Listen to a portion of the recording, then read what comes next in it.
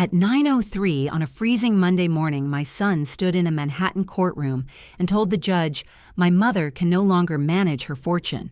My daughter-in-law lowered her eyes, pretending to grieve, while my assets sat frozen under a guardianship petition. I stayed silent until the room believed I had nothing left. Then I rose, looked my son directly in the eye, and said 4 words that shattered his confidence. His face went pale, not because he was losing the money, but because he finally understood what he had thrown away. Thank you for being here with me today. Before we begin, I'd love for you to drop a quick comment. How are you feeling right now in just 1 word? Your presence here truly matters to me. Just a quick note. This story includes some fictionalized details added to emphasize the lesson. What matters most is the message it carries.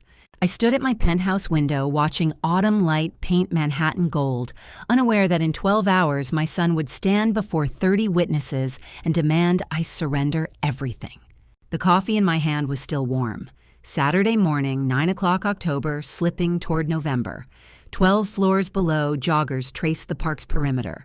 The city moved with the rhythm I'd watched for 35 years, from windows that gradually climbed higher as the urgent care clinics, I'd built 8 of them scattered across Manhattan, generated the kind of wealth my father had dreamed of, but never quite achieved. My phone buzzed. Dr. Leland Hampton, the display read. "Good morning, Leland," I said. "Irene." His voice carried the careful warmth of a man who'd known me since my father's funeral 7 years ago. Dr. Leland Hampton, 65, professor of internal medicine at Columbia and keeper of secrets my late father had entrusted to him, made these weekly calls to check on me. "How are you feeling today?" "Wonderful, actually. Tonight is Corbin and Vivica's anniversary party. 5 years. A pause. Too long. "Irene, there is something I need to tell you about Corbin. I have kept silent for too long." Something in his tone made me set my coffee down. But I'd heard warnings about my son before from business partners who thought he spent too freely from country club acquaintances who'd heard rumors. And every time I'd chosen the same response. "Leland, please don't," I said gently. "I know he has his flaws, but he is my son."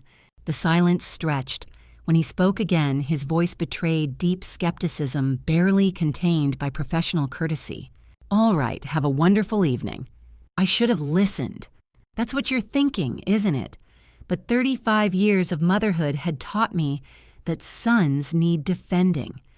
I'd raised Corbin Foster, 35 from infancy, watched him grow to the polished financial professional who'd married Vivica Ashford 3 months after they met, Vivica Foster, now 30, Manhattan family law attorney, with 8 years of courtroom victories and the kind of sharp beauty that photographed well at charity galas.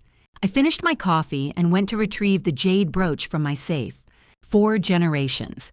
My great-grandmother had worn it in her wedding portrait. My grandmother had pinned it to her collar every Sunday. My mother had given it to me on my 25th birthday with tears in her eyes. Tonight, at the 40th floor Michelin restaurant where Corbin had reserved the private dining room, I would pass it to Vivica and watch the legacy continue.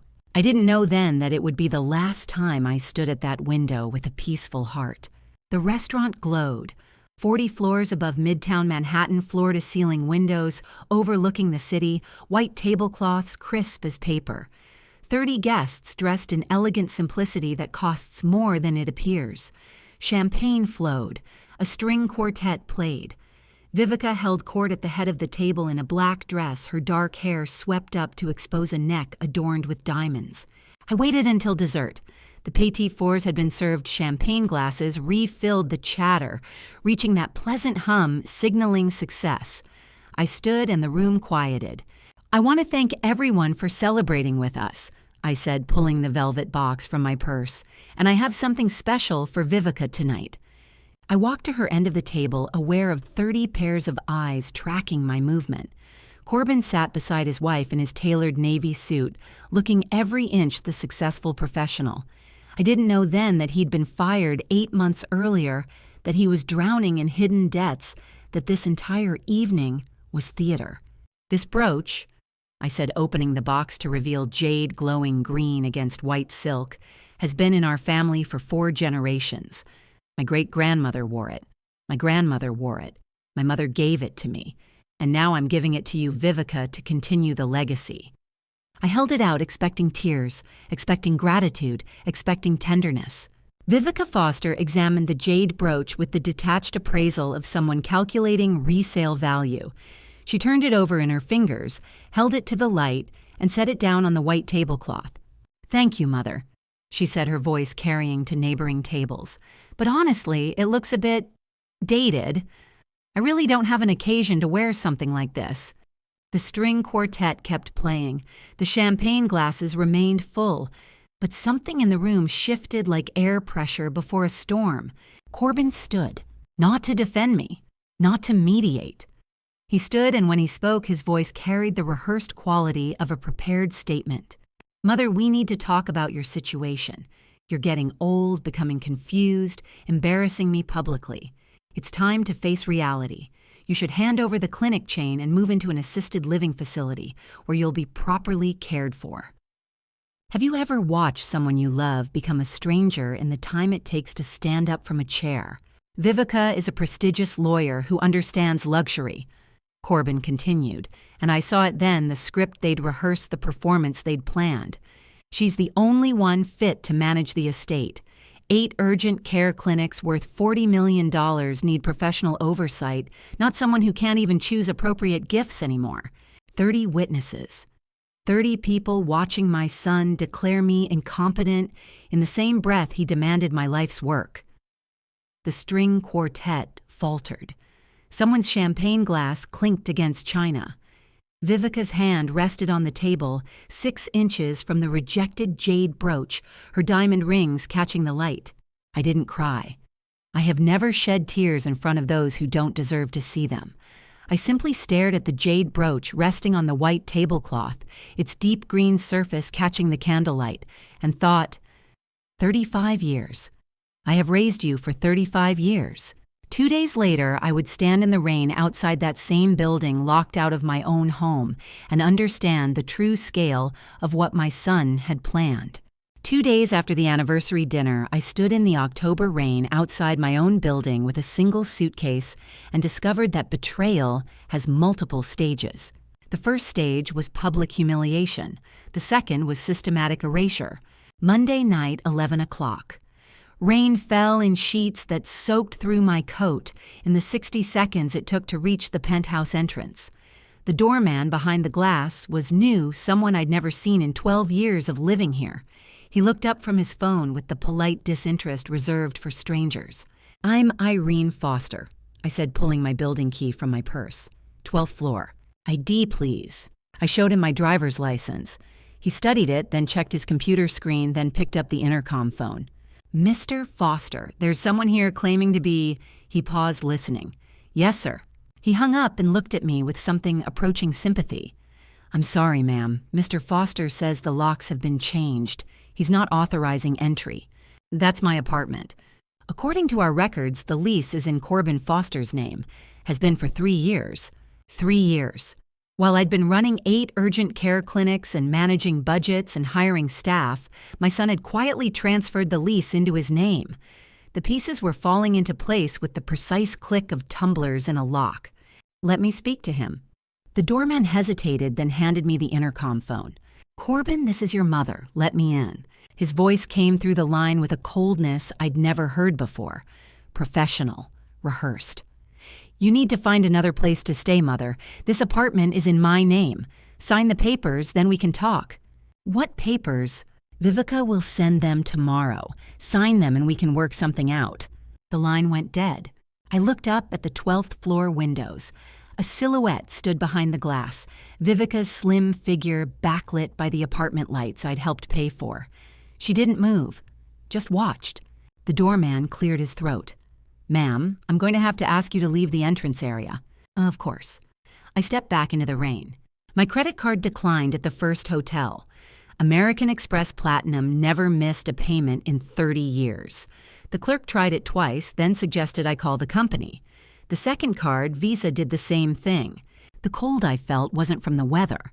I made only one phone call that night, not to the police, not to a lawyer, and the 4 words I whispered into the receiver changed everything that followed. "Leland, I need you." Dr. Hampton answered on the first ring. "I'm on my way." Tuesday morning arrived with weak sunlight through unfamiliar windows. I'd slept in Dr. Hampton's guest room, too exhausted for dreams. He was waiting in the kitchen with coffee when I emerged at 6:30. "We need to go to my office," he said. "There's something you need to see." Columbia University Medical Center rose against the morning sky like a fortress. Dr. Hampton's office occupied the 8th floor, overlooking the Hudson River. The coffee waiting on his desk was exactly how I took it. Black, no sugar. He'd remembered from 7 years of these quiet check-ins, these weekly calls that I'd thought were simple kindness. Now I understood they were surveillance, the good kind, the protective kind. He locked the door behind us and pulled a thick manila folder from his briefcase. "This arrived at the courthouse yesterday. A paralegal friend sent me a copy. The petition was 47 pages. I read the cover sheet 3 times to be certain I understood. Petition for emergency guardianship due to incompetence. Petitioner Corbin Foster. Respondent Irene Foster. Alleged condition, severe advanced Alzheimer's disease with documented episodes of confusion, memory loss, inappropriate gift-giving behavior, and inability to manage financial affairs." I turned the page. Medical affidavit signed by a Dr. Gerald Brenner. I'd never met, documenting appointments I'd never attended, describing symptoms I'd never exhibited. Financial records showing erratic spending patterns that were actually legitimate business expenses. Witness statements from people at the anniversary party describing my confused presentation of an inappropriate gift. Every lie was documented, every fabrication notarized. Every piece of theater from Saturday night had been pre-planned as evidence. "Keep reading," Dr. Hampton said quietly. I flipped to the final pages. A 12-step implementation strategy drafted by Vivica Foster Esquire, dated 3 months before the anniversary party. Step 1, establish pattern of documented incompetence. Step 2, create public incident with multiple witnesses. Step 3, file emergency petition citing immediate danger. Step 4, secure temporary restraining order, freezing all financial accounts. Step 5, change residence locks to prevent asset removal. The list continued through Step 12 upon securing guardianship transfer, all corporate assets to the new LLC within 72 hours. I set the papers down carefully. My hands were steady. That surprised me. "They planned this for months," I said. "Yes." "The anniversary party was bait." "Yes." "The brooch rejection was calculated." Every word. I looked at Dr. Hampton. This man who'd been my father's closest friend, who'd called me every Saturday for 7 years, who'd tried to warn me 2 days ago when I was still naive enough to believe in maternal intuition. "Leland, do you still have those records? The ones Thomas asked you to guard before he died?" Something shifted in his expression. Relief, maybe, or recognition that we'd finally reached the moment my late father had anticipated. He rolled his chair to the credenza and opened the bottom drawer, the deep one with the serious lock. The kind of lock that says, "This matters." The drawer lock clicked open with a sound like a gun cocking. "I have kept them since the day Thomas handed them over," he said, pulling out a sealed accordion file thick with documents, "waiting for the day you would need them." 7 years. My husband had been dead for 7 years, and he'd known this was coming. Had seen something in our son that I'd refused to see, had prepared for a war I'd never imagined fighting. I didn't ask Dr. Hampton yet what lay inside that file. It wasn't the right moment, but for the first time since last night's rain, I knew I wouldn't be fighting alone. By morning, everything would begin to change, starting with a name I hadn't heard yet, Simone Sinclair.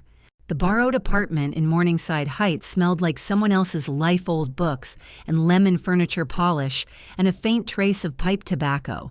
But it was the first morning in 3 days I woke, without fear of what door would close next. Dr. Hampton had arranged it through a colleague on sabbatical in London. 2 bedrooms, modest furniture, walking distance to Columbia. The kind of place that asked no questions and expected no explanations. I'd slept in the smaller bedroom with my single suitcase unpacked on the floor, too practical to unpack what might need rapid departure. Wednesday morning, 9 o'clock. The knock came precisely on time. Dr. Hampton entered first, followed by a woman who moved like someone accustomed to courtrooms. Simone Sinclair, 58, walked into the Morningside Heights apartment with 2 decades of elder law battles etched in her sharp gaze and a reputation for never losing to family predators. She wore a charcoal suit that had seen 1,000 depositions and carried a leather portfolio that looked older than my son. "Mrs. Foster." She shook my hand with a grip that conveyed competence without theatricality. "Dr. Hampton has given me the overview, but I need to hear it from you. Start at the beginning." I made coffee. We sat at the small kitchen table with its mismatched chairs, and for 20 minutes I presented my own dismantling with the clinical precision I'd learned from 30 years of reviewing patient charts, chronological, factual, tierless. The anniversary party, the jade brooch rejection, the public declaration of incompetence, the changed locks, the frozen accounts, the 47-page petition I'd read in Dr. Hampton's office yesterday morning, Vivica's 12-step implementation strategy. Simone took notes in shorthand I couldn't read. When I finished, she set her pen down and looked at me with something approaching respect. "Most clients spend the first meeting crying or raging or demanding immediate revenge," she said. "You just gave me a case summary that could go directly to filing." "I don't have time for crying." "No, you don't." She opened her portfolio and pulled out a legal pad covered in timeline notations. "They have Vivica, an 8-year veteran in family law who knows every loophole in New York. The incompetency petition was filed with sufficient medical documentation to get an emergency hearing. Your accounts are frozen under a temporary protective order. You're locked out of your residence. They've constructed a nearly airtight narrative. But," she smiled thinly, "but they've made one fatal assumption." "What assumption?" "They assume you have nothing to hit back with." Dr. Hampton shifted in his chair. I caught the slight movement, the almost imperceptible signal that meant we were holding cards Simone hadn't seen yet. Cards Thomas had placed in that locked drawer 7 years ago. "How long do we have?" I asked. "The emergency hearing is scheduled 3 weeks from Friday. They spent 4 months preparing this attack. We have 3 weeks to build a defense from absolute zero. 4 months. The anniversary party in early October, which meant Corbin and Vivica had been planning this since June. While I'd been hiring new nurses and reviewing quarterly budgets and calling my son every Sunday evening to ask how his week went, he'd been constructing my legal execution with the methodical patience of someone who knew exactly what he was doing. Simone said they spent 4 months preparing this. We have 3 weeks. I didn't tell her that Thomas had been preparing me for 7 years. "Then we should start," I said. Simone left at noon with a list of documents to subpoena and a retainer I paid with the emergency credit card Dr. Hampton had co-signed that morning. The apartment fell quiet. I stood at the window overlooking Morningside Park, watching students cross the autumn campus below and thought about wars that begin long before the first shot is fired. That evening alone in the borrowed apartment with only the distant sound of traffic for company, I opened the accordion file Dr. Hampton had handed me before Simone arrived. The birth certificate sat on top, yellowed paper faded ink. Official stamps from the Brooklyn Family Court dated April 1989. I'd seen it once before 35 years ago in the sterile intake room of the Lutheran orphanage on Flatbush Avenue. Spring afternoon windows open to let in the sound of traffic and sirens and the particular chaos of Brooklyn in bloom. Thomas Foster, 7 years deceased now but present in every cell of my memory, had placed the 3-month-old infant in my arms for the first time. The baby had weighed almost nothing. A warm bundle wrapped in a blue hospital blanket, dark eyes, unfocused tiny fingers that immediately gripped my thumb with surprising strength. "Look at that," Thomas had whispered. "He knows he belongs to us." The intake worker, a efficient woman with a clipboard and the bureaucratic warmth of someone who'd processed hundreds of these transfers, had opened her folder. "The child's biological father is currently..." Thomas had interrupted her with the gentle firmness he used when something was non-negotiable. "That's enough. From this day forward, his name is Foster." She'd paused, looked at him, then at me.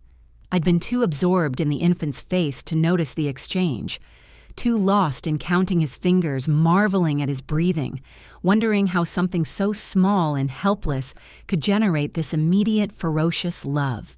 "Of course, Mr. Foster," the worker had said and closed the folder. I never heard that man's name.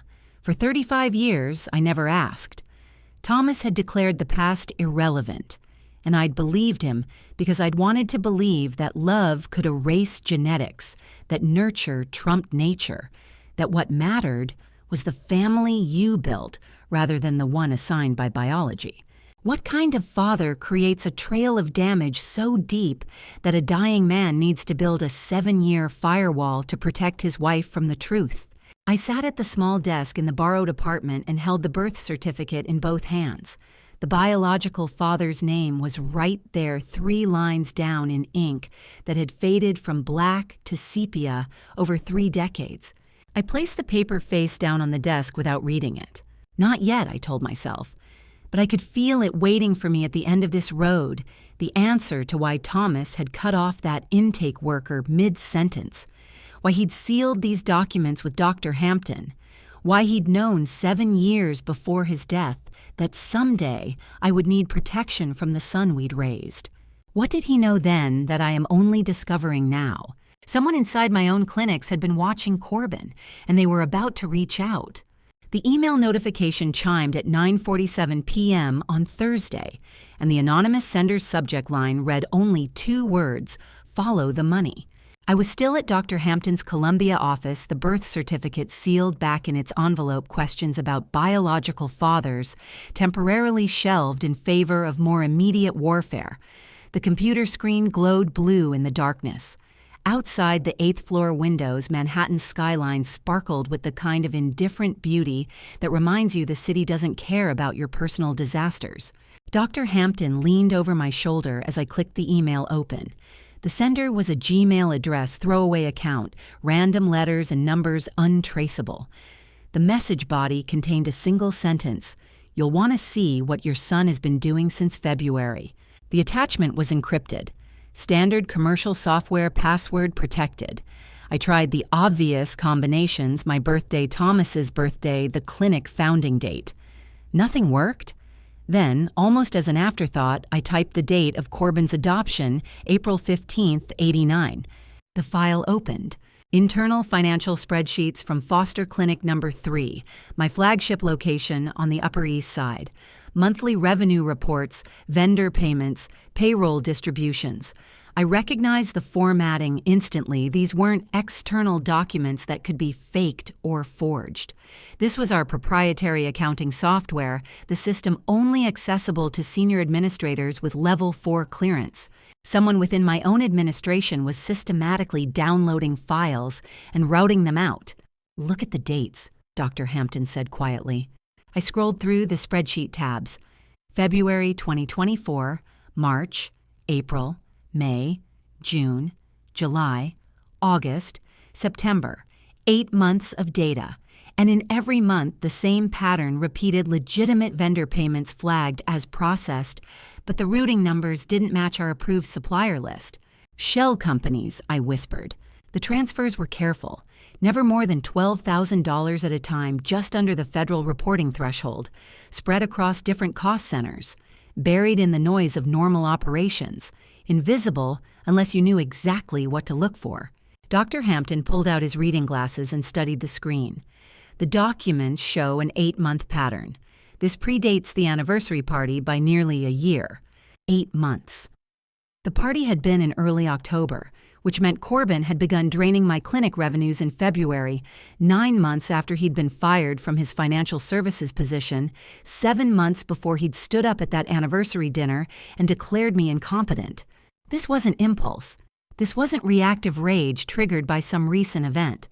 This was a surgical strike planned with the patience of someone who understood that effective theft requires infrastructure. Whoever sent that email is taking an enormous risk. I don't know their motive yet, but I know one thing: they want me to win.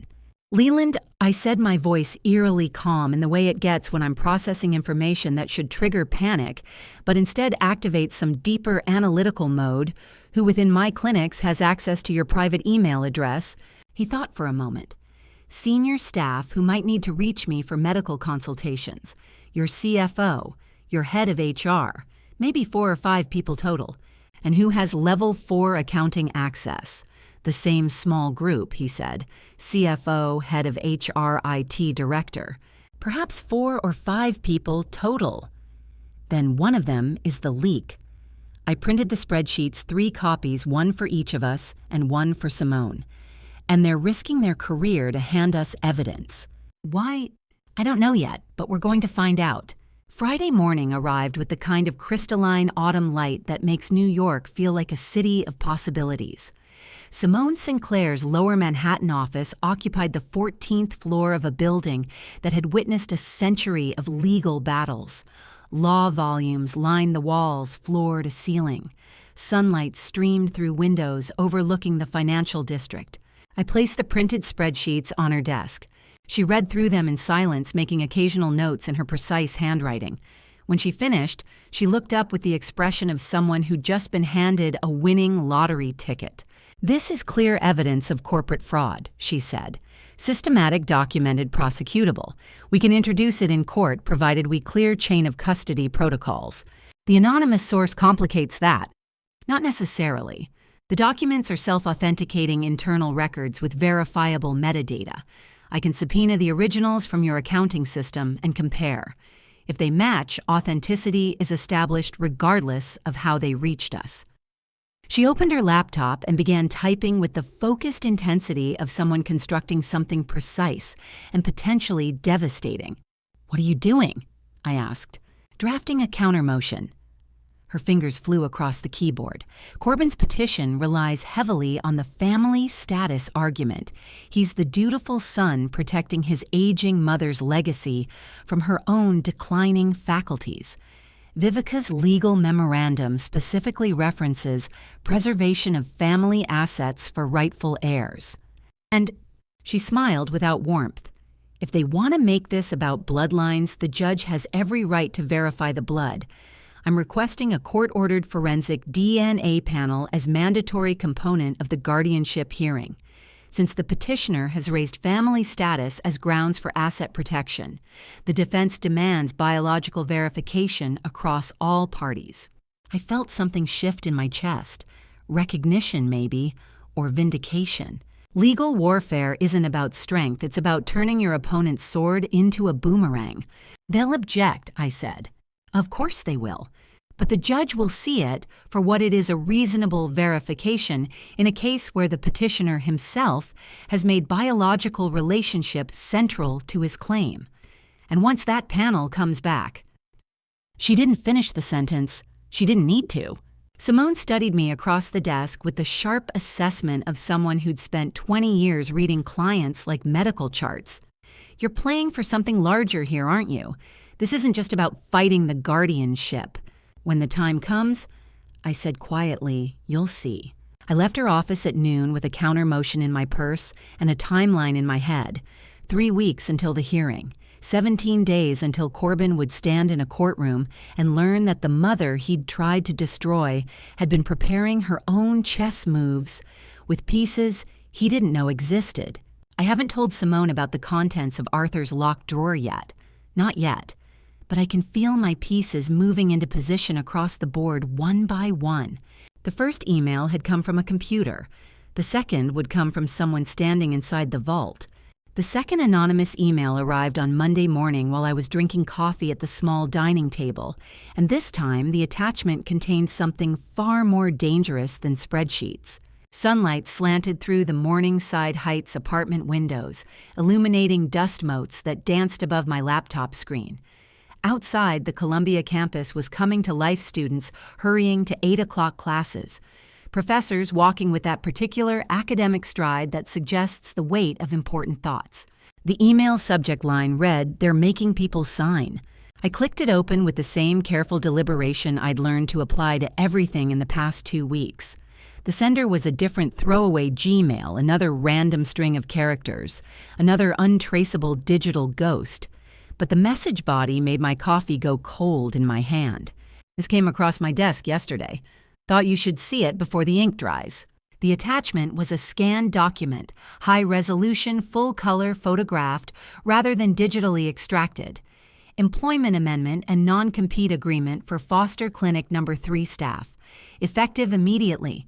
New terms including mandatory arbitration clauses, extended non-compete periods, and most critically transfer of all intellectual property rights to Foster Medical Holdings, LLC, a company I'd never heard of. At the bottom of page 3, my signature. Elegant, flowing, perfectly rendered in blue ink. Completely forged. I enlarged the image and studied the pen strokes. Good work, actually. Someone had practiced. The capital I in my first name had the characteristic loop. The final R in Foster carried that slight uptick I'd developed after years of signing insurance forms. But the pressure was wrong too, even too consistent. My real signature varied depending on whether I was standing or sitting, rushed or relaxed. This time the sender isn't just downloading files, they're physically inside the vault scanning documents. I picked up my phone and called Dr. Hampton. He answered on the second ring with the immediate alertness of someone who'd been awake for hours. The anonymous contact sent another file. I said without preamble. Employment amendments with forged signatures. Leland, who had clearance for the medical records vault at location 3 during the night shift last Tuesday. The pause that followed was long enough for me to count my own heartbeat. 4, 5, 6. He used my middle name, the one only Thomas and my father had ever called me. Margaret, he said finally, I think you already know the answer to that. You're just not ready to say it aloud. He was right. I did know. Had known since the first email arrived with that password, the adoption date only a handful of people would think to try. I had known since I recognized the spreadsheet formatting the particular way certain cells were color-coded, the small idiosyncrasies of someone who'd worked with those files for years. I do know the answer, I just need to hear it from her directly, because if I am right, she is placing a 30-year career squarely into my hands.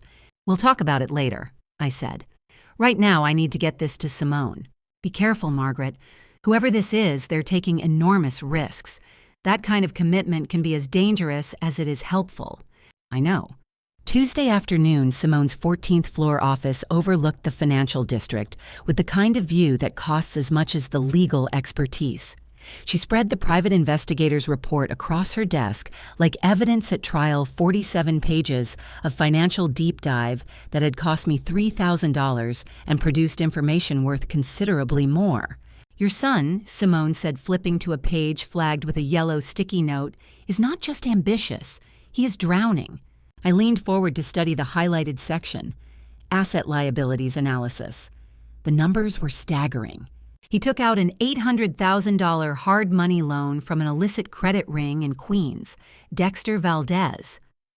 She pronounced the name with the careful precision of someone who understood its significance. Dexter Valdez, 50, ran a hard money lending operation out of a Queens storefront where the interest rates were as inflexible as the men who collected them. Organized crime connections, the kind of people who don't care about bankruptcy protection or legal proceedings. They want their money, and they want it when they want it. When is the deadline? Simone checked her notes. The repayment window was 30 days. Loan was issued 3 weeks ago, which means 7 days, I said quietly.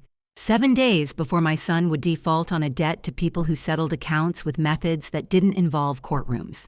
He isn't just greedy, Margaret, Simone said, and the use of my middle name twice in 1 week from 2 different people felt like a signal that some fundamental shift was occurring. He is utterly terrified.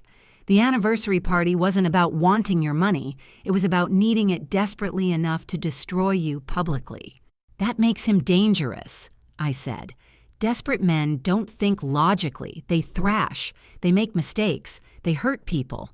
They also escalate. Simone closed the folder. A man facing a wall will do anything to tear it down. including things he wouldn't have considered when he still had options. Desperation is a loaded gun with a hair trigger, and Corbin is pointing it at everyone in the room. I thought about the forged signatures, the shell companies, the months of planning that had begun, not with greed but with terror. My son hadn't woken up one morning and decided to betray me. He'd made a series of catastrophic decisions that painted him into a corner, and when the walls closed in, he'd reached for the nearest weapon, which happened to be me. The preliminary hearing is scheduled for 2 weeks from Friday, Simone said. If his debt comes due next week, then he'll walk into that courtroom at peak desperation. I finished. Knowing he's 7 days past default, knowing Valdez's people are looking for him, knowing his only chance at survival is winning guardianship and liquidating my assets immediately. Exactly. 30 days. I ran the math in my head. If Corbin's deadline landed next week, our preliminary hearing would occur precisely when his desperation peaked. That was not a comforting thought. Wednesday evening, Dr. Hampton picked up a key he had not touched in 7 years. The brass lamp in Dr. Hampton's office cast long shadows across 3 faces that had learned to trust each other in a matter of weeks, and tonight we would finally open the drawer. Thomas sealed 22 years ago. Wednesday evening, late October. Rain streaked the 8th floor windows overlooking Morningside Park. Dr. Hampton's study looked like it belonged in a different century. 3 walls lined floor to ceiling with medical texts, leather-bound volumes whose spines bore the names of diseases I'd spent 30 years learning to recognize. The 4th wall held the credenza with that brass-locked drawer. Simone Sinclair sat in the leather wingback chair legal pad balanced on her knee. I occupied the chair across from her. Dr. Hampton stood at the credenza with the key in his hand. Before I open this, he said quietly, "You should know that Thomas gave me very specific instructions. I was to wait until 3 conditions were met. First, that Corbin made an overt move against you. Second, that you had legal representation you trusted. Third, that you asked to see what was inside." "All 3 conditions are met," I said. The key turned with a soft click. The drawer slid open. Dr. Hampton lifted out the accordion file and set it on the desk, removing documents one by one, in chronological order. First, original adoption decrees from Brooklyn Lutheran Orphanage dated April 1989. I'd seen these 35 years ago in that sterile intake room. Second, a sealed envelope from AAB Diagnostics Laboratory dated February of this year, 8 months ago. Third, a bound legal document, parchment pages, formal seals. The cover page read, Foster Family Irrevocable Trust, established March 2002. Simone carefully opened the laboratory envelope. She read the cover sheet in silence, then the methodology section, then the results summary. When she looked up, her expression carried the particular intensity of someone who'd just been handed an unexpected weapon. "This is a private DNA analysis comparing genetic markers between you and Corbin," she said. "A AB certified laboratory, full chain of custody documentation, processed 8 months ago." How I asked, though I was beginning to understand. Dr. Hampton cleared his throat. "Thomas left standing instructions with me. If I ever observed what he termed predatory financial behavior from Corbin, I was to obtain comparison samples discreetly and submit them for analysis. 8 months ago, Corbin asked me to recommend a cardiologist for you. Said you'd been experiencing chest pains.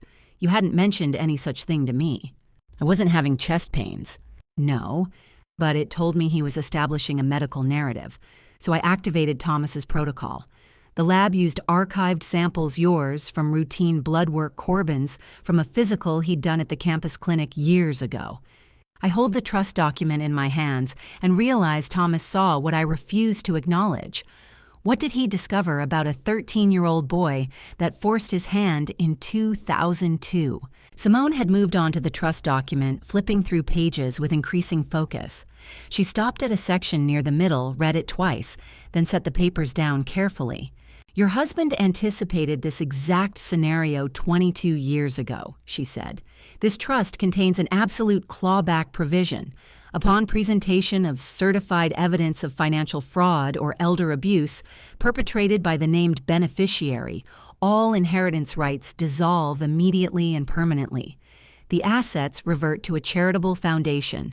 Thomas established 8 urgent care clinics serving underserved communities, administered by a board that doesn't include family members. Thomas never spoke of it to me, I said softly. He simply entrusted it to Leland, and now finally I understand why. Dr. Hampton poured fresh coffee from the carafe on his desk. The atmosphere had grown heavier, weighted with the presence of a man 7 years dead, who'd nevertheless managed to reach across time and build fortifications. I need to tell you what prompted Thomas to create this trust, Dr. Hampton said. You deserve to know what he discovered. He pulled out one final document, a confidential psychological report from Corbin's private academy, dated November 2002. At 13, Corbin was investigated for what the school termed sophisticated psychological manipulation, Hampton read. He'd been coercing classmates into handing over weekly allowances through elaborate, manufactured lies, not physical bullying, but something the counselors described as chillingly corporate. Fake investment opportunities, promises of returns that never materialized. He'd accumulated over $6,000 before one parent finally investigated. $6,000 at 13. Thomas paid restitution to every family, Hampton continued, pulled Corbin from the school quietly, told you it was about academic fit, and then he came to me and said he needed to build something that would protect you if he wasn't there to do it himself. He structured the trust arranged for the DNA protocols sealed everything in this drawer. He paused, looking at me with eyes that had witnessed too many deathbeds. Thomas hid this from you because he couldn't bear to watch you look at your son with suspicion, he said quietly. He prayed he would be proven wrong, that Corbin would grow out of whatever darkness lived in him at 13, that love and guidance would be enough. I stared at the small fireplace in the corner of Hampton's office where gas flames danced over ceramic logs. He wasn't wrong, Leland, I said finally. He simply didn't live to see the harvest. Some men leave behind wealth or property when they die. Thomas left behind a 22-year fortress he prayed I would never need to enter. Simone gathered the documents into careful stacks. With this trust provision and the DNA evidence, we have a complete counter-strategy. When Corbin's petition claims family rights to your assets, we present the biological evidence. When he argues he's protecting your interests, we trigger the clawback clause with documentation of his fraud. He's been building a case against himself for 8 months, and he has no idea these documents exist, I said. No, Dr. Hampton confirmed. Thomas made certain of that. I traced my late husband's elegant signature at the bottom of the trust parchment, the familiar hand of the man I'd loved for 3 decades, still legible in blue ink that hadn't faded. My fingers trembled slightly, and it wasn't from arthritis. Vivica had scheduled one more trap. I had 4 days to decide how to walk into it. The psychiatric clinic occupied the entire 20th floor of a midtown tower, and the moment I stepped off the elevator into that expensively designed space, I understood Vivica had chosen the setting to make me feel small. Monday morning, early November. 4 days had passed since Dr. Hampton opened Thomas's drawer. 4 days since I'd traced my late husband's signature and felt that tremor in my fingers that wasn't arthritis, but grief mixed with something harder, determination forged by a dead man's foresight. The reception area looked more like a luxury hotel lobby than a medical office. Cream leather furniture, abstract art in muted tones, a receptionist who smiled with professional warmth and handed me a clipboard with forms I'd already completed online. Everything designed to project wealth sophistication, the kind of clinical excellence that doesn't come cheap. Simone's advice from yesterday morning played in my head. Let them run their standard assessment, Margaret. Your mind is sharp. We have nothing to hide. Dr. Gerald Brenner appeared in the doorway precisely at 9 o'clock. The psychiatrist, Viveka, had selected for the court-mandated evaluation, stood about 6 feet tall, late 50s, wearing the kind of expensive suit that suggested a practice built on expert witness fees rather than patient care. He extended his hand with the practiced warmth of someone who'd learned to simulate empathy. "Mrs. Foster, thank you for being punctual." His office occupied the corner suite with floor-to-ceiling windows overlooking Midtown Manhattan, an expensive mid-century desk, 2 leather chairs positioned at angles that suggested casual conversation rather than clinical interrogation, a bookshelf displaying psychiatric journals with his name on the spines, the kind of credentials meant to intimidate. I took the indicated chair and folded my hands in my lap. He settled behind his desk with a tablet and stylus. "I understand this evaluation was requested by your son's legal representation. I want to assure you that my role here is entirely neutral to provide the court with an objective assessment of your current cognitive function." Objective. The word tasted like copper. "I understand," I said. "Excellent. Let's begin with some basic orientation questions. Can you tell me today's date, the current president, and your current address?" I answered each question with precision, the date down to the day of the week, the president's full name and party affiliation, my temporary address in Morningside Heights, which I'd memorized despite living there only 3 weeks. He made notes on his tablet. "Good. Now I'd like you to count backward from 100 by sevens. 100, 93, 86, 79, 72, 65. I continued without hesitation until he raised his hand to stop me at 16. "Excellent. Now I'm going to give you 3 words to remember, and I'll ask you to repeat them back to me in a few minutes. The words are apple, table, penny. Can you repeat those?" "Apple, table, penny." The evaluation continued for 40 minutes. Cognitive batteries testing memory, attention, executive function, linguistic assessments examining verbal fluency and comprehension, pattern recognition tasks, problem-solving scenarios, questions designed to detect confusion, disorientation, the kind of mental decline that would support a guardianship petition. I answered every question with flawless precision, not just correctly, but with the kind of controlled clarity that comes from 3 decades of medical practice. I didn't stumble. I didn't hesitate. I didn't show even a flicker of the stress I was feeling. And I watched Dr. Brenner's expression shift from professional neutrality to something approaching unease. I have spent decades reading genetic markers that predict disease. Reading a corrupt doctor's intentions is infinitely simpler. He wanted me to fail, needed me to fail. Every question had been calibrated to expose weakness, and I'd given him nothing but competence. "Mrs. Foster," he said, finally setting down his stylus, "you've performed exceptionally well on these assessments. Your cognitive function appears entirely intact." I waited. There was a but coming. "However," he continued, turning slightly in his chair toward the computer monitor on his desk, "cognitive testing is only one component of a comprehensive evaluation. I also need to consider the behavioral reports from family members, the documented incidents that prompted this assessment." He reached for his keyboard as if to pull up those reports, but his hand dipped below the desk first. Just for a moment. Just long enough. The double-paned window behind him caught the afternoon light at precisely the right angle. Not enough to create glare, just enough to turn the glass into a mirror. I could see his reflection perfectly. And more importantly, I could see the phone in his hand below desk level, the screen glowing with a text message thread. The contact name at the top was perfectly legible in the glass. Viveka F. I kept my face neutral, didn't let my eyes linger on the window, didn't give any indication I'd noticed.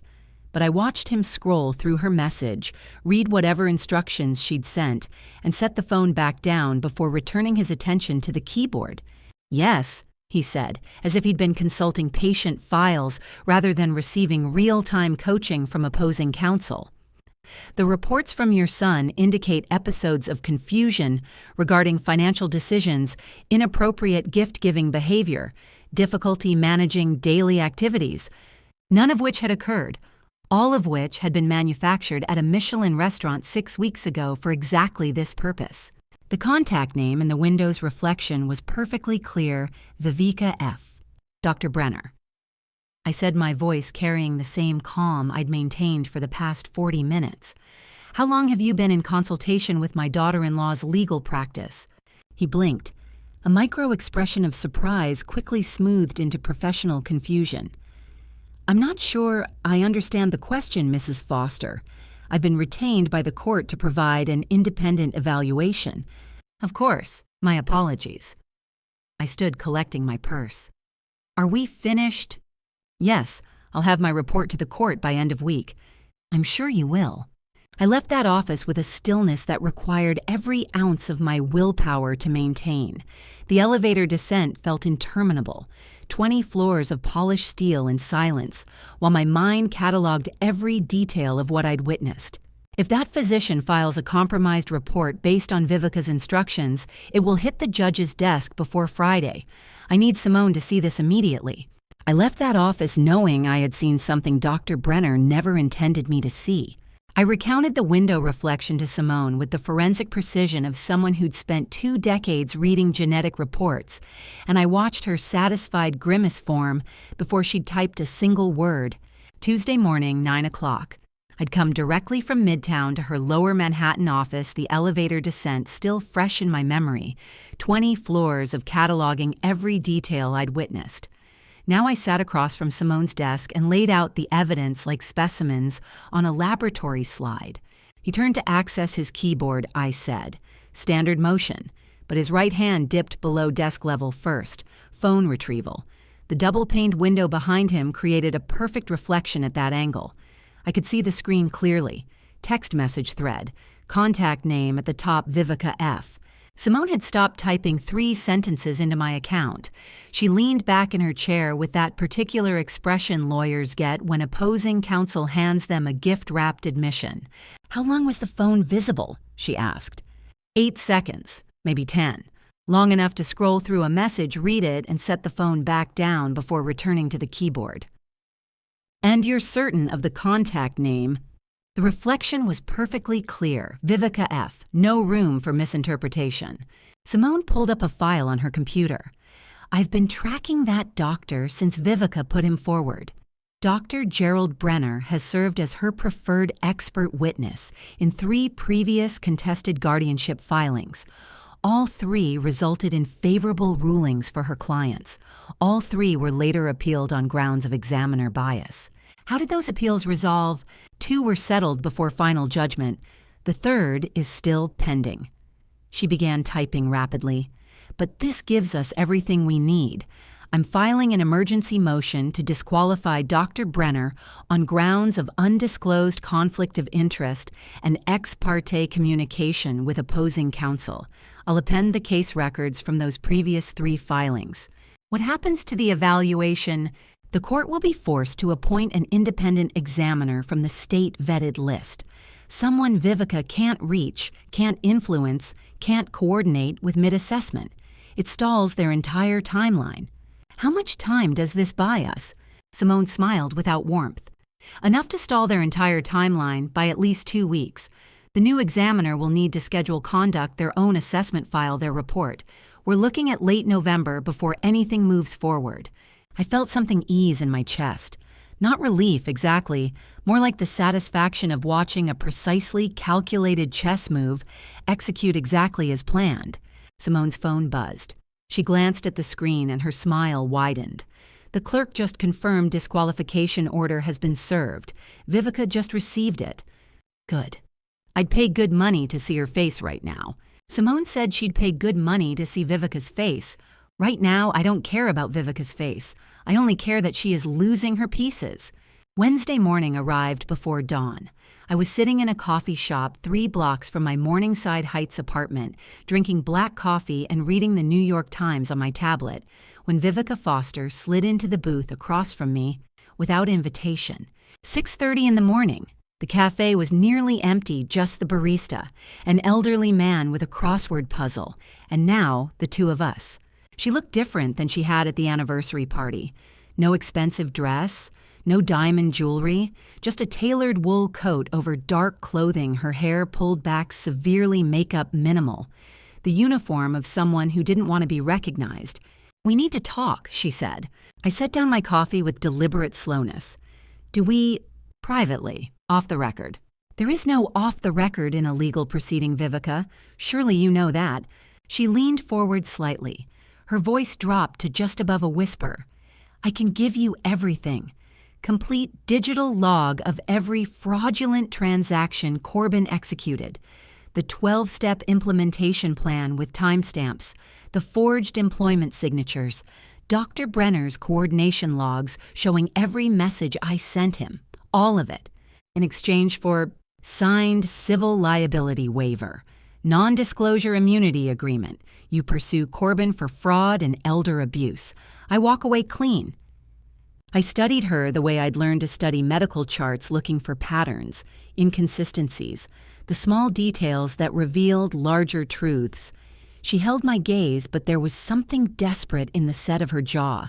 "You might win without me, Margaret," she said. "But with me, your victory is immediate quiet and absolute. No prolonged court battle. No risk of judicial sympathy for Corbin's financial desperation. Just signed confessions and documented conspiracy."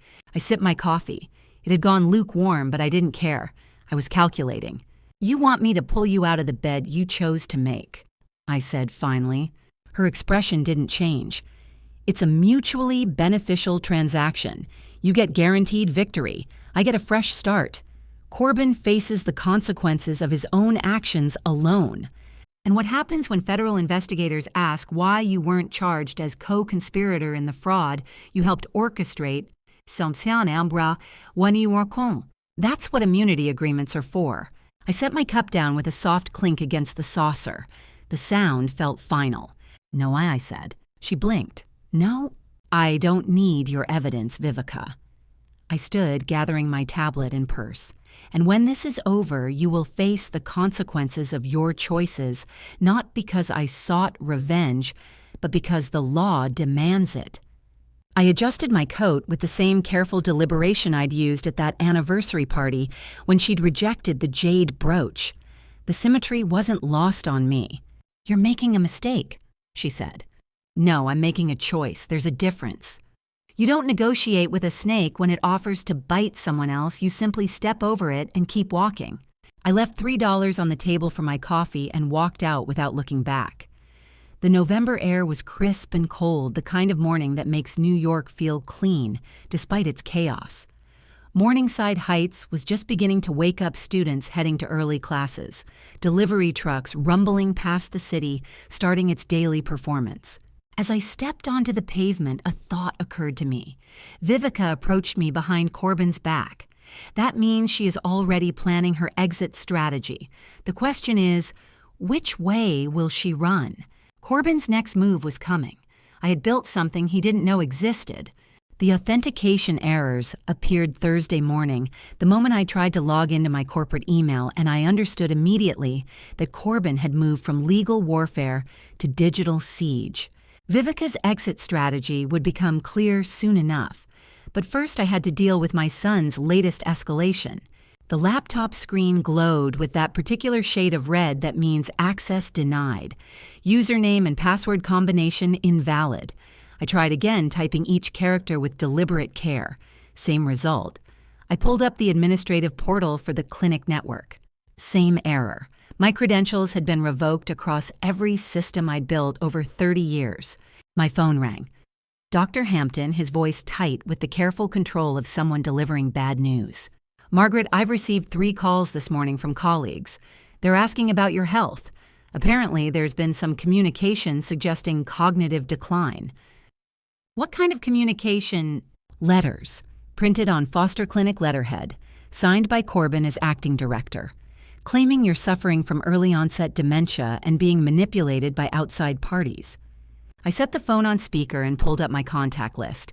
23 missed calls from the past hour, messages from clinic administrators, professional colleagues, board members I'd worked with for decades, all with that same strained quality concern mixed with careful distance.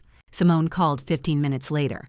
"Corbin is circulating letters to your entire network claiming you're suffering from dementia and being manipulated. Classic isolation tactic. He's trying to sever your support network before the preliminary hearing." "It's textbook," Dr. Hampton agreed from the speaker. We'd conferenced him in. Isolate the victim, control the narrative, present the guardianship as compassionate intervention rather than hostile takeover. I stared at the authentication errors on my screen. 8 months ago, when Corbin had begun his systematic theft, he'd also assigned himself administrator credentials to our entire network. I'd seen the IT logs and thought nothing of it. He was family. He'd said he wanted to understand the business infrastructure better. Now, those credentials had given him the power to lock me out of the systems I'd designed. But Corbin had made one miscalculation. I opened a secondary browser, not the corporate portal, but a private interface I'd built 3 years ago after a server crash that nearly lost 2 decades of patient records. The backup system ran on separate servers encrypted with access codes, known only to me and the senior IT director who'd helped me build it. I typed the 16-character password I'd memorized and never written down. The screen flickered, loading, authenticating, and then access granted. Every file appeared before me, every record from all 8 clinics from founding day to present, patient databases, financial ledgers, personnel files, equipment inventories, and most importantly, the complete transaction history that Corbin thought he'd hidden by revoking my access to the live systems. Hidden within that backup directory was something Corbin never factored in the complete ledger of every financial transaction across all 8 clinics from day 1, including the last 8 months. I downloaded everything to an encrypted drive. Then I called Simone back. "I have it," I said, "all of it. Every fraudulent transfer, every shell company payment, every forged authorization. He locked me out of the main network, but the backup system is mine alone." Her laugh was short and satisfied. "Of course you have a backup system. Send me everything. I'll have forensic accountants start building the evidence chain today." Friday afternoon, I stood in the lobby of my former building and felt like a ghost visiting her own life. The Upper East Side penthouse lobby looked exactly as I remembered: polished marble floors, brass fixtures that caught the afternoon light, the particular acoustics that made every footstep echo. But the security guard behind the desk was new, young. Someone who'd been hired in the past month and didn't recognize me. "I'm here to collect some personal items," I said. "Family photographs, my late mother's effects. Name: Irene Foster, 12th floor." He checked his computer, then picked up the phone. "Mr. Foster, there's a woman in the lobby claiming to be—" He paused, listening. "Yes, sir." The elevator chimed. Corbin stepped out wearing a charcoal suit I'd given him for his birthday 2 years ago. But he didn't cross the lobby toward me. He stopped at the heavy glass security doors that separated the residential area from the public entrance, and his hand rested on the intercom button. We looked at each other through 4 inches of reinforced glass. "Corbin," I said, my voice carrying across the marble space, "you don't need to do this. We can end this right now." His expression was flat, transactional, the kind of face bankers wear when foreclosing on houses. "Sign the power of attorney mother and you can come back upstairs. It's that simple." "You know I can't do that." "Then I can't help you." He turned to the security guard and spoke into the intercom. "Bring down the box labeled M. Foster Personal. Nothing else." The guard disappeared into the back office. I stood in that lobby waiting, watching my son through glass that might as well have been a wall. There is a particular cruelty in watching your child refuse to open a glass door between you, as if transparency could somehow substitute for connection. The guard returned with a single cardboard box, medium-sized, sealed with packing tape. He set it on the counter. I opened it carefully. Photo albums from my childhood, my mother's favorite scarf, a few books, small things that had lived in boxes in the back of my penthouse closet for years. But the velvet jewelry case that should have been there, the one containing the 4-generation jade brooch I'd tried to give Vivica at that anniversary dinner, was missing. "The jewelry," I said quietly. The security guard glanced at Corbin, who spoke through the intercom with perfect indifference. "We couldn't locate any jewelry in your former storage areas." The guard muttered, almost apologetically. "Mr. Foster states the jewelry couldn't be located." I nodded slowly. I knew exactly where it was. Vivica had taken it from the safe, not because she wanted it, because she wanted me to know she'd taken it. I held the photo albums close during the taxi ride back to Morningside Heights, my mind locked on the brooch. Not because of its material value, but because I understood Vivica took it as a trophy. And people only claim trophies when they are certain they've won. I already knew who she was. I just needed to look her in the eye and say thank you. The woman sitting on the stone bench overlooking the Hudson River at dawn looked older than I remembered. But when Celeste Callahan turned to face me, I saw the same determined eyes I'd trained 30 years ago. The taxi had delivered me back to Morningside Heights Friday evening with photo albums and the knowledge that Vivica had claimed her trophy. But trophies mean nothing if the game isn't over, and I had one final piece to confirm before Monday's hearing. Saturday morning, 6 o'clock. Riverside Park stretched empty in the pre-dawn cold, the pathways deserted, except for a few determined runners. The Hudson moved gray and sluggish below us. Wind cut through my coat with November's particular bite, the kind that reminds you winter is coming whether you're ready or not. Celeste Callahan, 52, veteran nurse at Foster Clinic, location number 3, and the first student I'd ever trained 3 decades ago. And for the past 6 years, the unofficial administrative supervisor I had quietly granted Level 4 access to when our CFO retired and the position went unfilled, sat with her hands folded in her lap. The same hands that had learned to start IVs and read vitals and comfort frightened patients under my instruction when she was 22 and fresh out of nursing school. The same hands that had been photographing forged documents in the records vault at night. "Thank you for coming," I said, settling onto the bench beside her. Her eyes filled immediately. "I saw him forging your signature on corporate restructuring deeds, Margaret.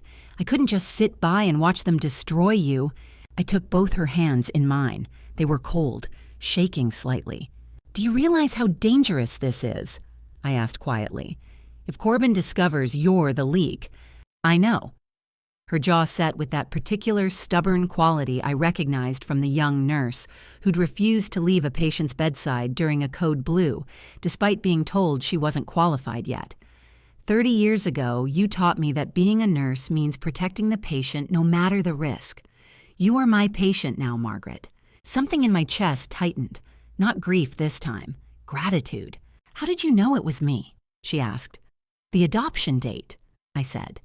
"You were there that April, the clinic's anniversary party, 1999. You helped me sort the photo albums. You saw the date on Corbin's baby photo." She smiled faintly. "I thought I was being clever." "You were being loyal. There's a difference." Celeste's expression shifted. She glanced over my shoulder toward the park entrance. "There's a dark sedan idling near the entrance. Out-of-state plates. They've been there since I arrived." "I know," I said calmly. "That's why I chose this bench. The security camera behind us is recording their license plate right now." Celeste warned about the sedan watching us. I didn't turn around because the security camera behind me was already recording every detail, including their license plate. Monday morning brought the kind of Manhattan sunlight that makes glass towers look like they're on fire.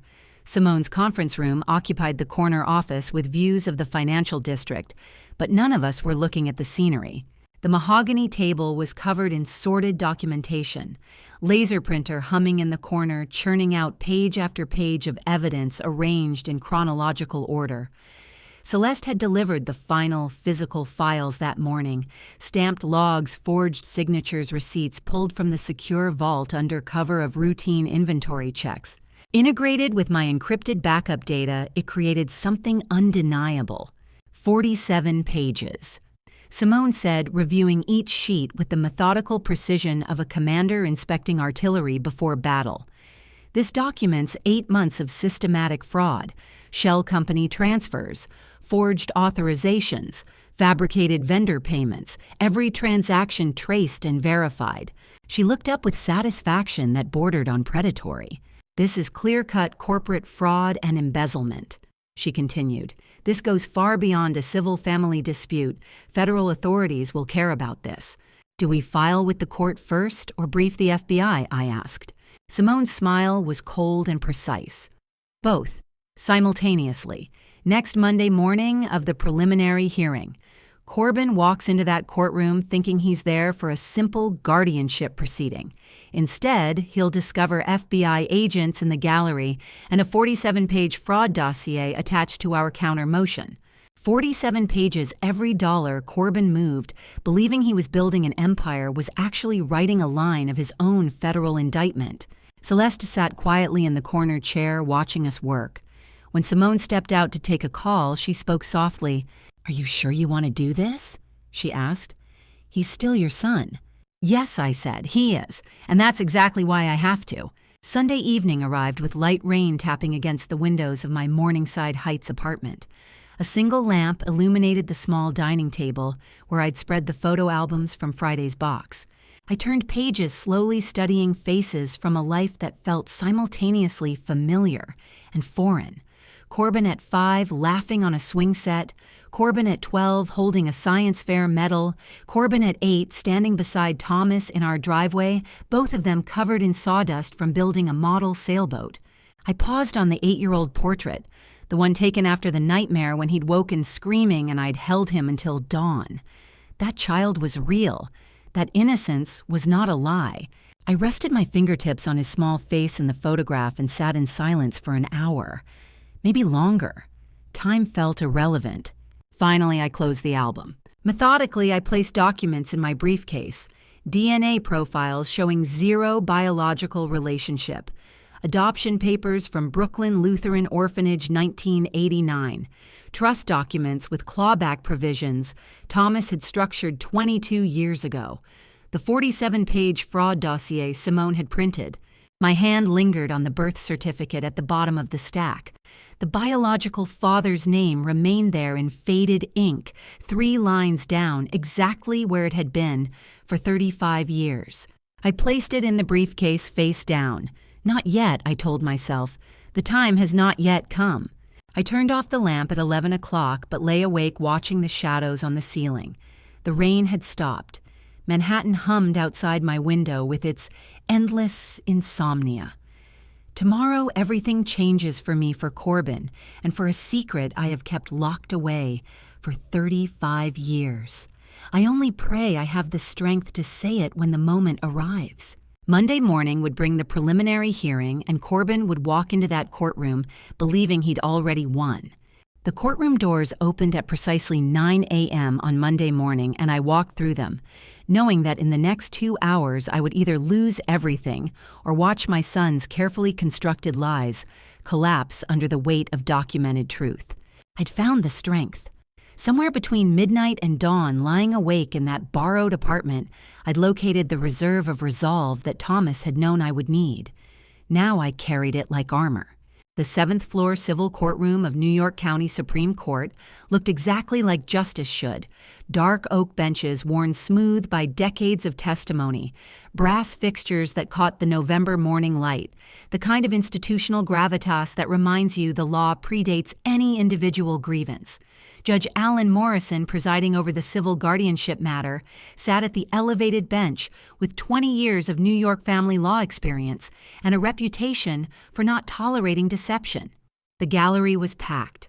Word had spread through legal circles that this wasn't just another family dispute. This was a $40 million corporate battle dressed in guardianship clothing. Corbin sat at the petitioner's table on the right, wearing his navy suit like costume armor. Vivica beside him in charcoal gray, every inch the professional attorney. They looked composed, confident, like people who'd rehearsed this performance thoroughly. I sat at the defense table on the left with Simone Dr. Hampton in the row behind us, Celeste 3 seats down. We looked like the underdogs. That was intentional. Vivica opened with manufactured evidence presented in careful sequence. Photographs of me at the anniversary dinner, cropped and lit to suggest confusion rather than composure. Call logs showing missed appointments that had actually been rescheduled with proper notice. My arthritis medication framed as evidence of declining motor function rather than routine management of a common condition.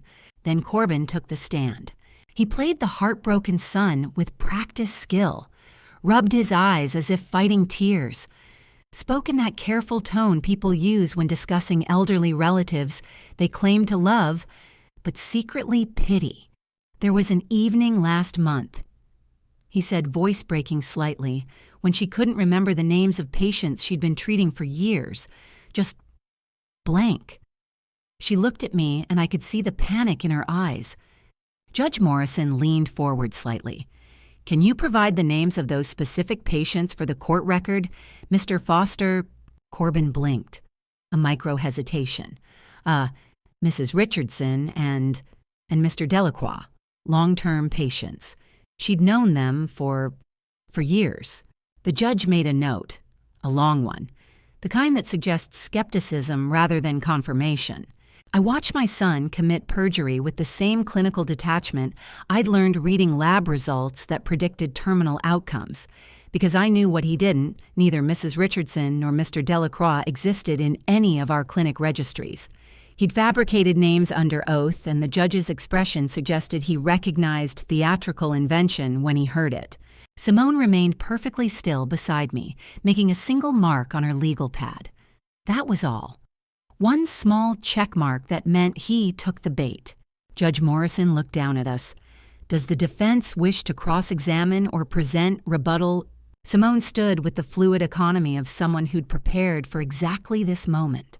"Your Honor, before we address the substance of the petition, we challenge the very standing of the petitioner to bring this action." Simone said we challenged the very standing of the petitioner. I saw Vivica's left eyebrow twitch, the first sign we had stepped off her script. Simone continued, her voice carrying the precise authority of documented fact. "The evaluating psychiatrist, whose report forms the foundation of this petition, Dr. Gerald Brenner, has been formally disqualified by this court due to undisclosed conflict of interest. Our motion filed Friday demonstrates that Dr. Brenner has served as Ms. Foster's preferred expert witness in 3 previous contested guardianship cases. He was receiving real-time instructions from opposing counsel during the evaluation." Vivica's face remained neutral, but her shoulders tensed. "Second." Simone stepped forward, placing a folder on the judge's bench. The medical exhibits submitted as evidence were obtained in violation of HIPAA regulations. The purported consent forms bear forged signatures. We have exemplars from certified documents showing clear inconsistency in pressure points and stroke patterns. Corbin's knuckles whitened around his pen. Third, and most critically, Simone produced the 47-page dossier bound in blue covers. The petitioner is currently the subject of an active federal investigation for systematic asset diversion from the very medical corporation he now seeks to control through guardianship. This creates an absolute statutory bar to appointment. She placed the dossier on the judge's bench with the finality of a closing argument. "We submit documented evidence of 8 months of fraudulent transactions, forged authorizations, and corporate embezzlement. The petitioner cannot simultaneously claim he is protecting his mother's assets while actively stealing them."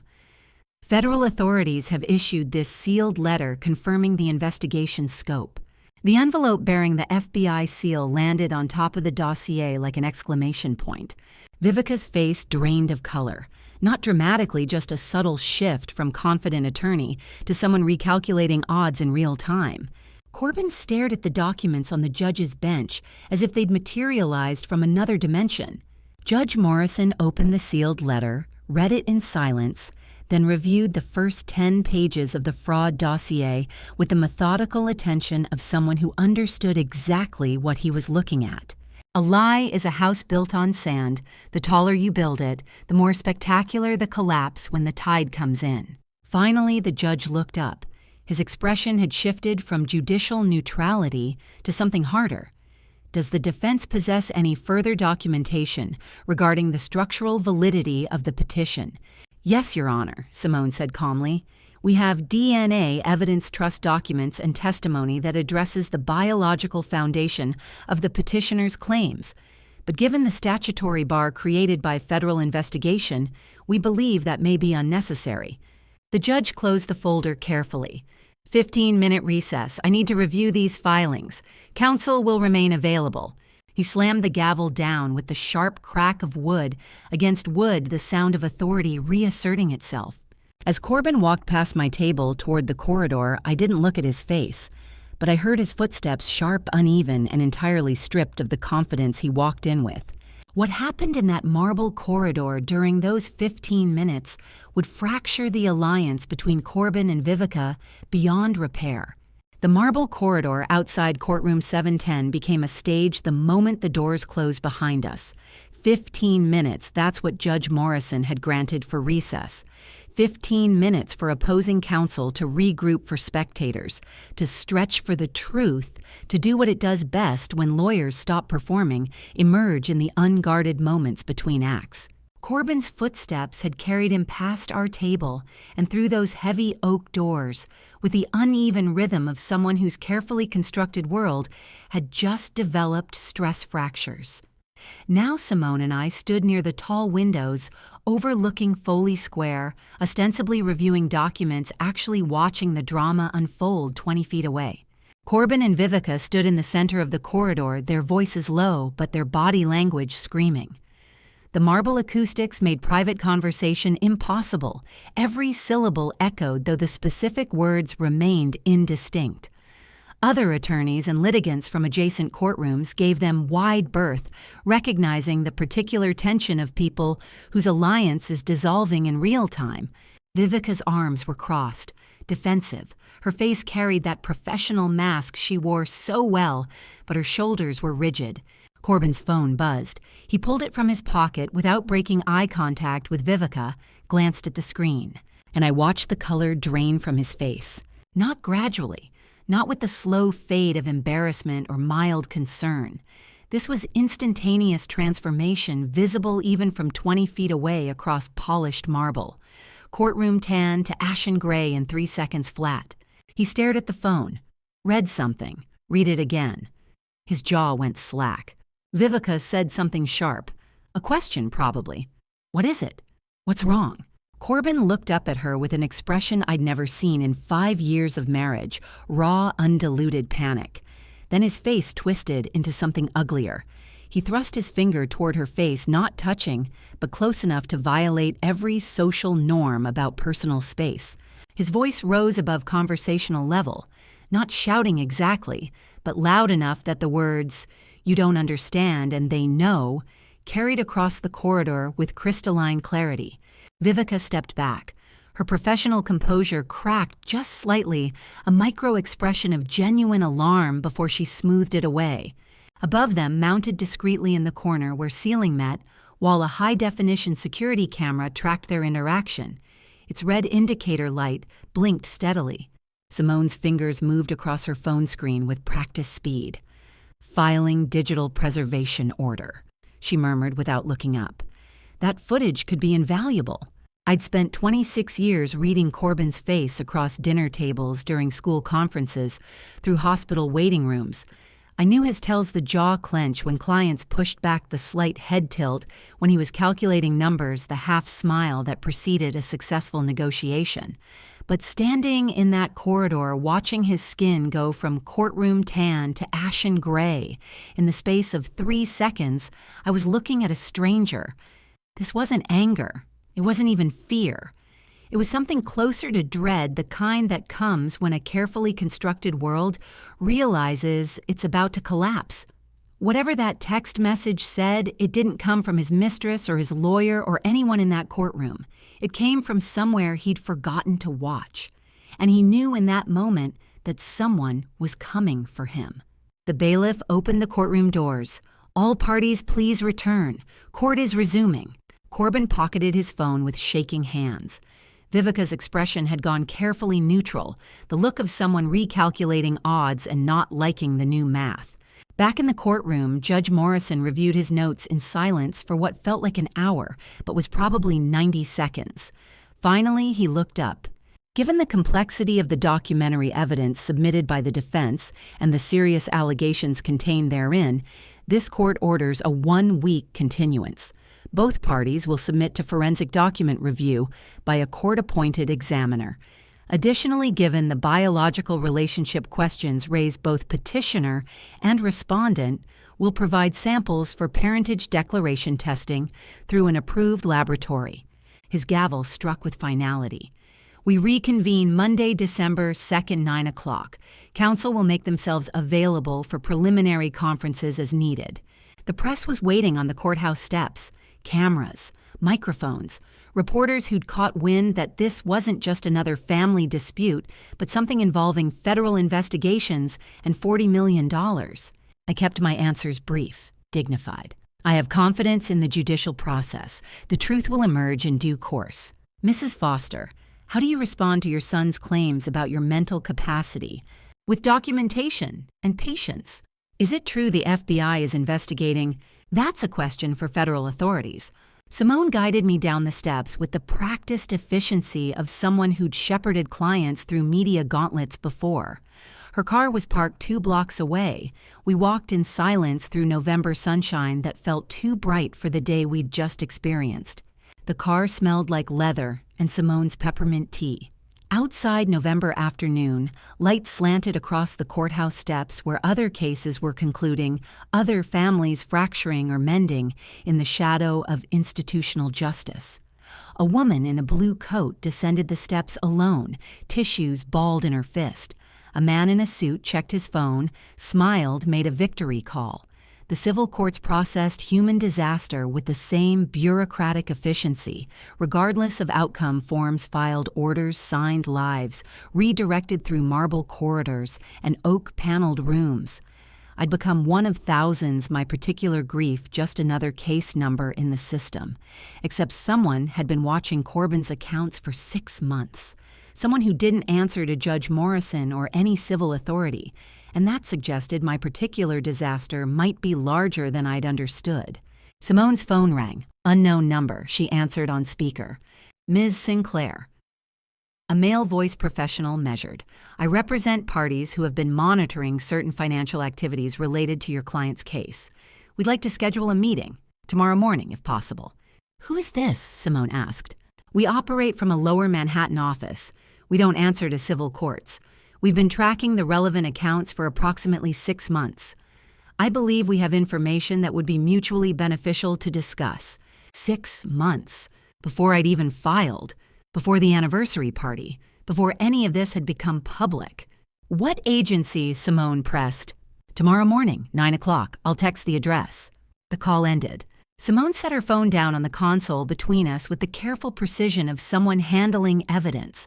For a long moment, neither of us spoke. Traffic moved around us, ordinary people driving to ordinary appointments, their lives unburdened by federal investigators and surveillance and whatever that text message had said to make my son's face turn gray. Finally, I asked the question I already knew she couldn't fully answer. What does the FBI want with Corbin? Simone started the engine. Tomorrow morning, we find out. The 23rd floor conference room had no artwork, no coffee service, and windows that framed the Statue of Liberty like evidence mounted behind glass. Tuesday morning, 9 o'clock. The address Simone had received by text led us to a federal building in lower Manhattan through security that checked IDs twice up an elevator requiring keycard access. FBI Special Agent Brennan stood when we entered. Mid-50s, steel gray hair cut, military short, the quiet authority of someone who'd spent decades building cases that never made headlines until sentencing. He extended his hand. Mrs. Foster, thank you for coming. I'm Special Agent Brennan. This is Special Agent Torres. Torres was younger, early 30s, handling the laptop with the efficient manner of someone fluent in shell corporations and offshore routing numbers. She nodded without interrupting her screen setup. We sat. Brennan opened a classified folder. We've been investigating a trade invoice laundering operation for approximately 6 months, he began. Your son emerged as a primary conduit for funds moving through what appeared to be legitimate medical supply transactions. I kept my hands folded, listening. Your guardianship defense did what 6 months of surveillance couldn't it force those ledgers into public record? The financial discovery process made his private accounting visible. We were able to verify 3 shell entities we'd been tracking. The twist hit like cold water. I've been fighting to save my clinics not to trigger a federal investigation, not to become an inadvertent witness in a laundering case that predated everything I thought I knew. How much? Simone asked. Torres pulled up a spreadsheet, numbers in red, dates spanning 18 months. Conservative estimate $800,000 through his direct accounts, but he was facilitating transfers in the $2 to $3 million range for the larger operation. I stared at the screen. My son had been running money for criminals while pretending to manage my medical clinics. "What do you need from me?" I asked. Brennan leaned forward. "We need him to believe the civil case is his only problem. The guardianship hearing, the asset disputes, all of that keeps him visible, predictable, focused on immediate threats rather than federal exposure. You want me to keep him there," I said, "in that courtroom, until you're ready, until we have enough to make charges stick across all participants." Brennan confirmed. "He's a flight risk if he realizes federal investigation has progressed. Your civil case pins him in place." Simone made notes. "The preliminary hearing reconvenes Monday. Judge Morrison ordered biological testing and forensic document review. That buys us a week minimum." "Perfect," Torres said. "We're coordinating with Southern District prosecutors. Indictments should be ready within 10 days. I'd been fighting for my life's work, not realizing every document I submitted to civil court was building a federal case that would destroy my son more thoroughly than any guardianship ruling ever could. Wednesday evening arrived with the particular silence that settles over Manhattan just after rush hour. I was making tea in the Morningside Heights apartment when the knock came. 3 sharp raps, urgent. I looked through the peephole. Corbin stood in the hallway wearing jeans and a wrinkled button-down, no suit, no polish. His hair was uncombed. His eyes were red. I didn't open the door. "Mother, please, I need to talk to you." "Where's your attorney?" I asked through the wood. "I came alone, please listen." I kept the chain lock engaged. "I'm listening." He pressed his forehead against the door frame. From the peephole angle, I could see his shoulders shaking. "Vivica won't answer my calls. I can't reach her lawyers. Something is wrong and I don't know what she's planning, but I know what she's capable of." He didn't know yet, but I did. By Thursday, he would. The mysterious text in the courthouse corridor, the pale face. She'd been planning her exit while he thought they were still allies. "I know what it means to ignore warning signs because acknowledging them would cost too much," I said quietly. "Before I tell you what happened when Corbin showed up at my door 2 nights later, are you still with me? Comment A if you think I should have let him in, or B if the door stays locked, and add 1 reason in 5 to 10 words. Quick note. What follows contains some recreated details for narrative impact, but the lesson is real. I'm drowning," he said through the door. "The debts you don't understand. I borrowed from people who don't care about bankruptcy protection or civil proceedings. They want their money, and Vivica's taking everything that isn't nailed down. You did this to yourself. I came to warn you." His voice cracked. "She'll take everything. The clinics, the trust, whatever she can grab before the FBI." He stopped, realized what he'd said. "Before the FBI, what?" I asked. Silence, then nothing, forget it. "You know they're investigating you." "I don't know anything." But his voice betrayed him. He knew. Maybe not the full scope, but enough. "Corbin," I said through the locked door, "you've spent 35 years assuming other people would clean up your mistakes. Your father did it. I did it. Now you're expecting me to pull you out of debts you incurred trying to steal my life's work. I'm your son. You were my son. You became something else when you decided I was an asset to liquidate rather than a person to respect." His panic smelled like desperation and expensive cologne fighting a losing battle, the scent of a man who'd built his life on leverage and just discovered all his collateral had walked away. "Please," he whispered, "I have nowhere else to go. You should have thought of that before you forged my signature, before you circulated letters claiming I had dementia, before you stood in that courtroom and lied under oath." I heard him slide down to sit against the door. His breathing was ragged. "She played me," he said finally. "Vivica, she played me from the beginning." "Yes," I agreed. "She did. Just like you played me. The difference is I'm not going to rescue you from the consequences." I closed the inner door, not just my refusal, before he could finish whatever plea he was constructing. The lock clicked with the same finality as a gavel. Through the wood, I heard him stand there for 15 seconds, maybe 20, breathing like a man drowning. Then footsteps retreating down the hallway, the elevator chime, and silence. But across town, Vivica was already 3 moves ahead. The banking compliance notice arrived Thursday afternoon on Simone's secure email with the bureaucratic subject line that accompanies financial catastrophe, re-expedited marital account dissolution notice of material transfer. I was sitting across from her desk when she opened it. The afternoon light through her lower Manhattan office window painted everything in that particular late November gold that makes even bad news look somehow cinematic. She moved $340,000 in 48 hours. Simone said, her voice flat with professional shock. Expedited marital dissolution, filed Monday, executed Wednesday. He has no idea yet. I looked at the screen from across the desk. The numbers were clinical, precise, devastating. Joint accounts systematically drained, investment portfolios liquidated, a marriage dissolved at wire transfer speed. When will he find out? I asked. Simone scrolled through the compliance timeline. Monday morning, when his legal retainer check bounces before the final hearing, the twist landed with cold precision. Vivica, the family law attorney who'd orchestrated my incompetency petition with surgical calculation, had just applied that same ruthless expertise to abandon her co-conspirator days before the battle's climax. She'd watched Corbin construct his attack on my medical empire for months, let him believe they were partners, then stripped him of every liquid asset the moment federal investigation became real. What does a lawyer do when he's broke federally indicted and just discovered his wife stole his war chest? I asked quietly. Simone closed the laptop. Something desperate, something stupid, or both. I thought of Corbin standing outside my apartment door last night, his voice cracking through the wood, admitting he was drowning. He'd come to warn me about Vivica, probably already suspecting what she was planning, but unable to believe his chosen ally would turn predator. The FBI needs to know, Simone said. This changes his risk profile. A man with nothing left to lose is a flight risk. She made the call. I sat listening to her clinical recitation of dollar amounts and timelines, watching the autumn light shift across the Manhattan skyline, and felt something I hadn't expected.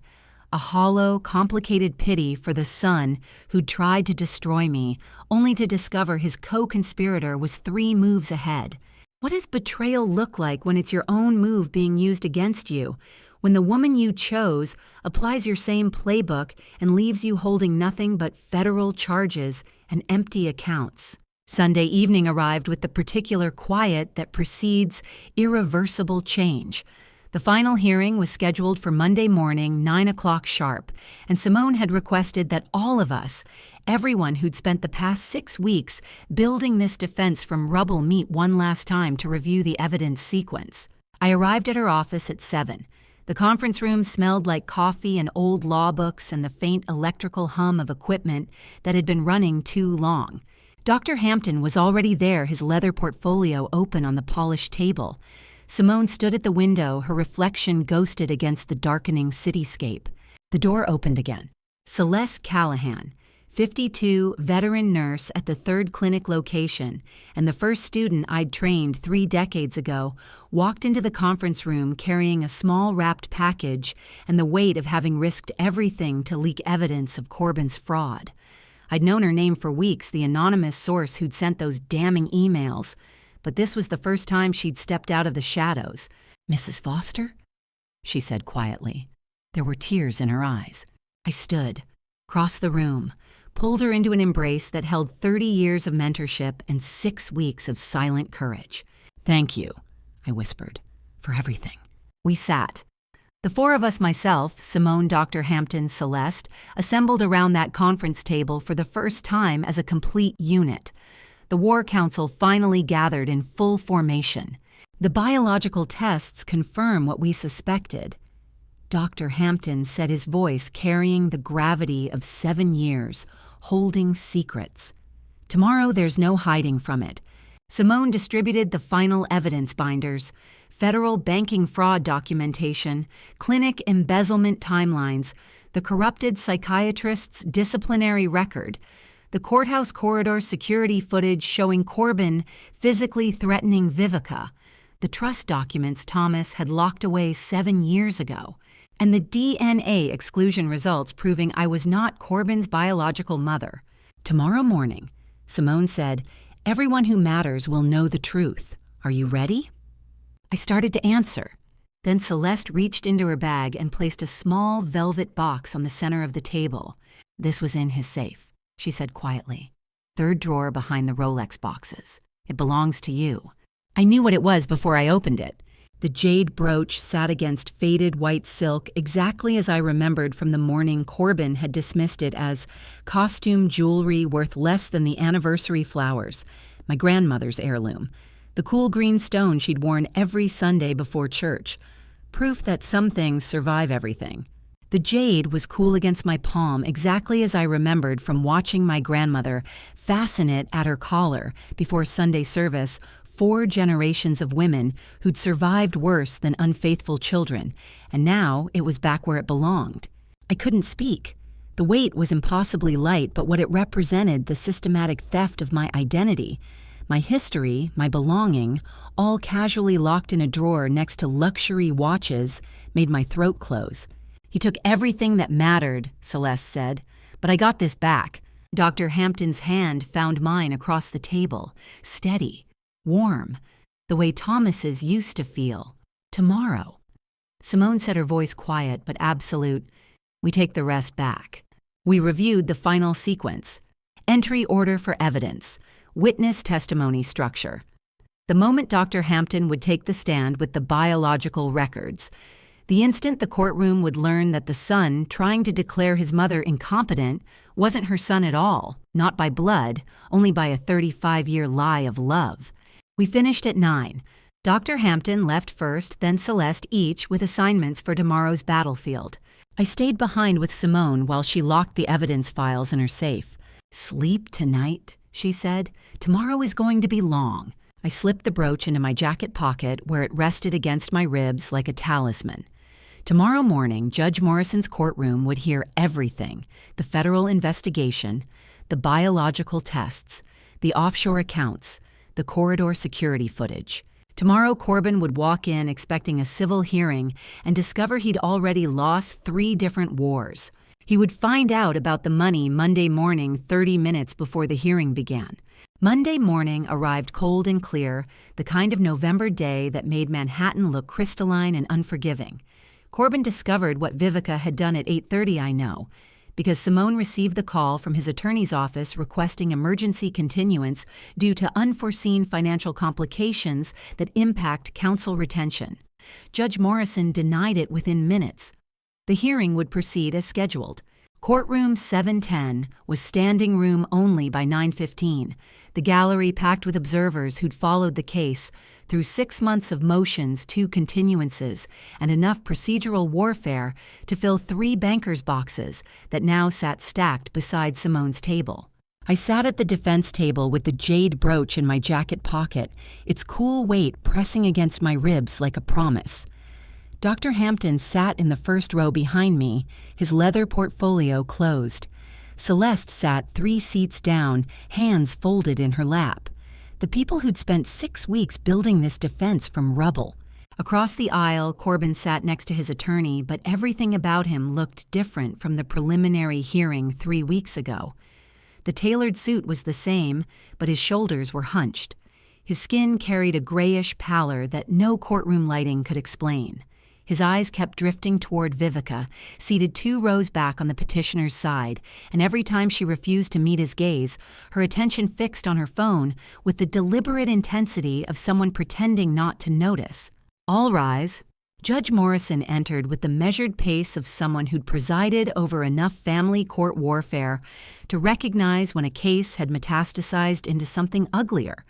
He was in his early 60s, with silver hair and the particular weariness that comes from spending decades adjudicating the worst moments of people's lives. Be seated. We're on the record. This is the final hearing in the matter of Foster versus Foster guardianship petition. Mr. Gaines, you may call your first witness. Corbin's attorney stood. The petitioner calls Corbin Foster. Corbin walked to the witness stand like a man approaching execution. The bailiff administered the oath. Corbin's voice cracked on, "I do." The entry twist was visible from 20 feet away. This wasn't the polished financial analyst who'd testified at the preliminary hearing with practiced confidence and carefully memorized figures. The man on the stand kept shifting his weight, his eyes wandering to Vivica every 30 seconds, his fingers drumming against the wooden rail in a pattern that screamed barely controlled panic. Vivica's financial betrayal and federal pressure had already destroyed his composure before a single question was asked. "Mr. Foster." His attorney began, "Please describe your mother's medical clinic operations as you observed them over the past 18 months. Corbin cleared his throat. "Twice." "The clinics have experienced significant operational decline. Patient attrition, staff turnover, missed billing cycles that suggest—" "Objection," Simone said calmly. "Speculation without foundation." "Sustained. Stick to observations, Mr. Foster." Corbin's attorney tried a different angle. "Have you observed specific incidents that concerned you regarding your mother's capacity to manage complex business operations?" "Yes. Multiple instances of forgotten patient names, confused scheduling, financial discrepancies that—" Judge Morrison leaned forward. "Mr. Foster, you're claiming diminished practice value due to patient attrition. Name 3 patients who left." Corbin froze.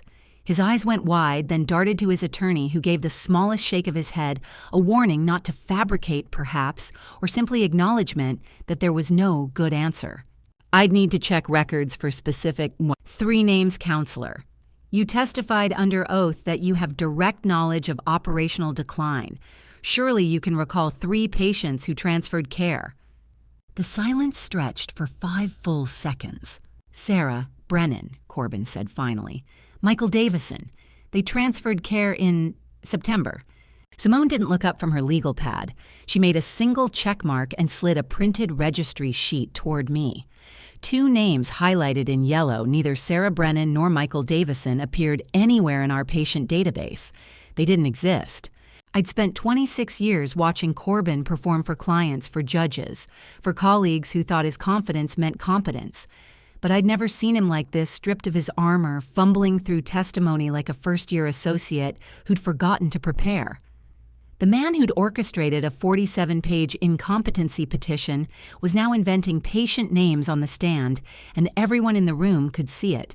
Judge Morrison made a note, a long note, the kind that ends up in written opinions that cite credibility concerns and inconsistent testimony. Corbin's attorney tried to redirect. "Mr. Foster, based on your observations and professional analysis as a financial consultant, what's your assessment of the medical practice's current valuation?" "The business has declined significantly in value, somewhere in the range of $et." "Objection," Simone interrupted. "Witness has no demonstrated expertise in medical practice valuation and has just admitted under oath he cannot recall actual patient names despite claiming direct operational knowledge." Sustained. Corbin's face flushed red, then pale. His fingers drummed faster against the witness box rail.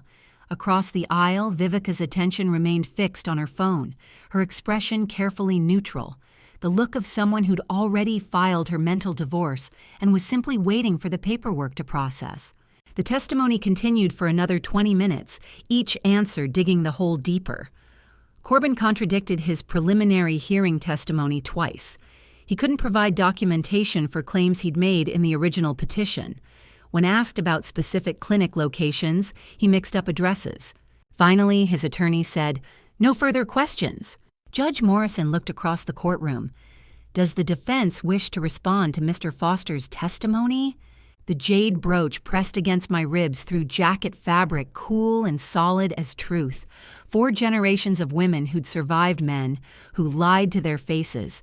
And now I was standing to speak for all of them. I stood. The courtroom became a held breath, 30 people frozen mid-inhale, waiting to see what 26 years of marriage sounded like when translated into testimony under oath. Judge Morrison looked at me over his reading glasses, expression neutral as stone, and nodded once. The truth I'd carried alone for 6 months was about to belong to everyone. The truth I'd carried alone for 6 months was about to belong to everyone. Simone rose before I could speak, moving to the center aisle with 3 manila folders stacked in her left hand and the precision of someone who'd spent 6 months preparing for exactly this moment. "Your Honor," she said, her voice carrying the particular clarity of absolute certainty. "Before Mrs. Foster testifies, the defense submits 3 motions in limine that materially affect the foundation of the petitioner's case."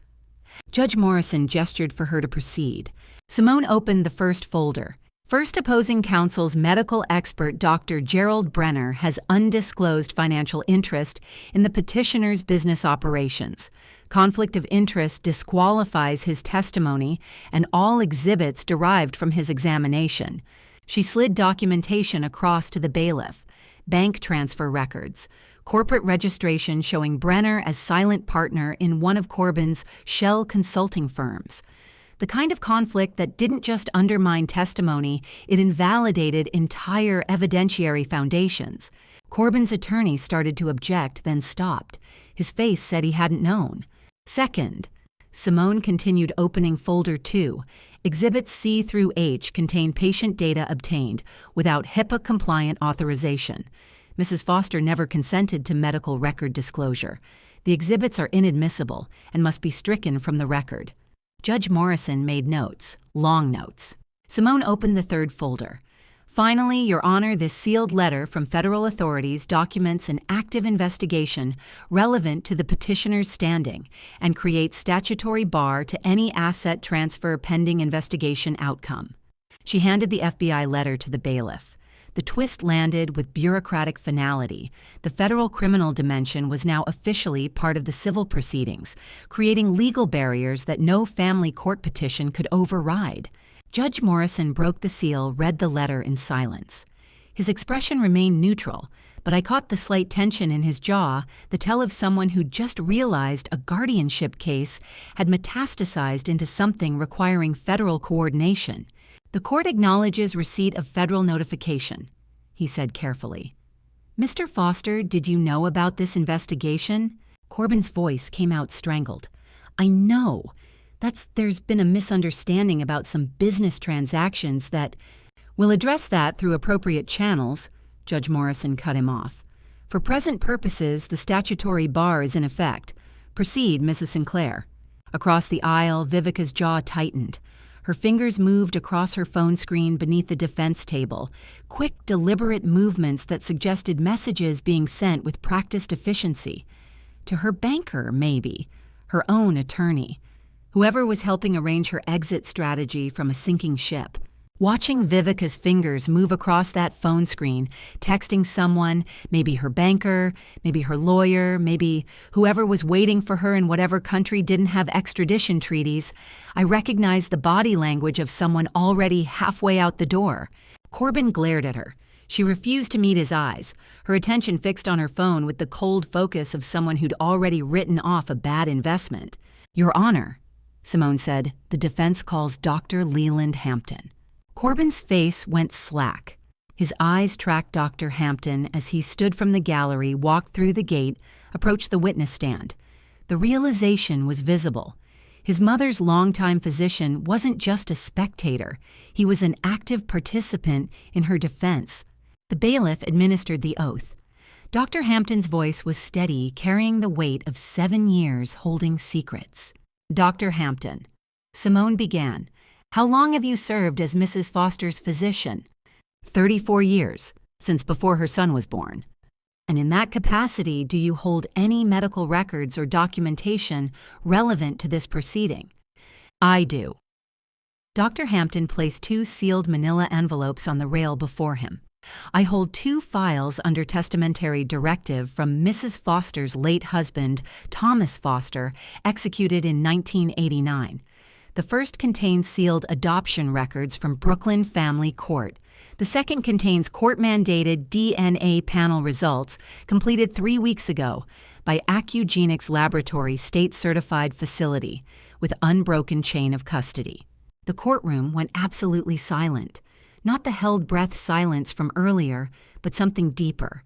the suspension of time that happens when everyone simultaneously realizes they're about to witness something irreversible. Corbin's mouth moved, but no sound came out. His hands gripped the defense table edge knuckles white. "Dr. Hampton." Simone asked, her voice clear as glass. "What do those results show?"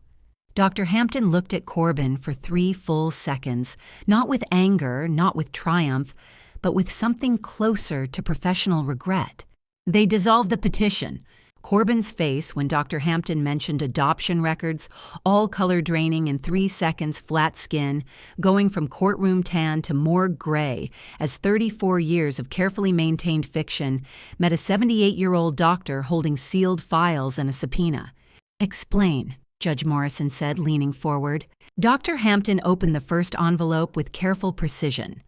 The DNA panel ordered by this court 3 weeks ago analyzed genetic markers between Mrs. Foster and Mr. Corbin Foster. The results are conclusive. There is 0 probability of maternal biological relationship. Mrs. Foster is not and cannot be Mr. Corbin Foster's biological mother. The courtroom erupted, not with noise, with absolute frozen shock. 30 people processed the statement simultaneously, and the collective intake of breath was audible. Corbin stood halfway up from his chair, then sat back down. His mouth opened and closed like a man drowning in air. Vivica's fingers stopped moving on her phone. For the first time all morning, she looked up not at Corbin, but at the exit calculating distance.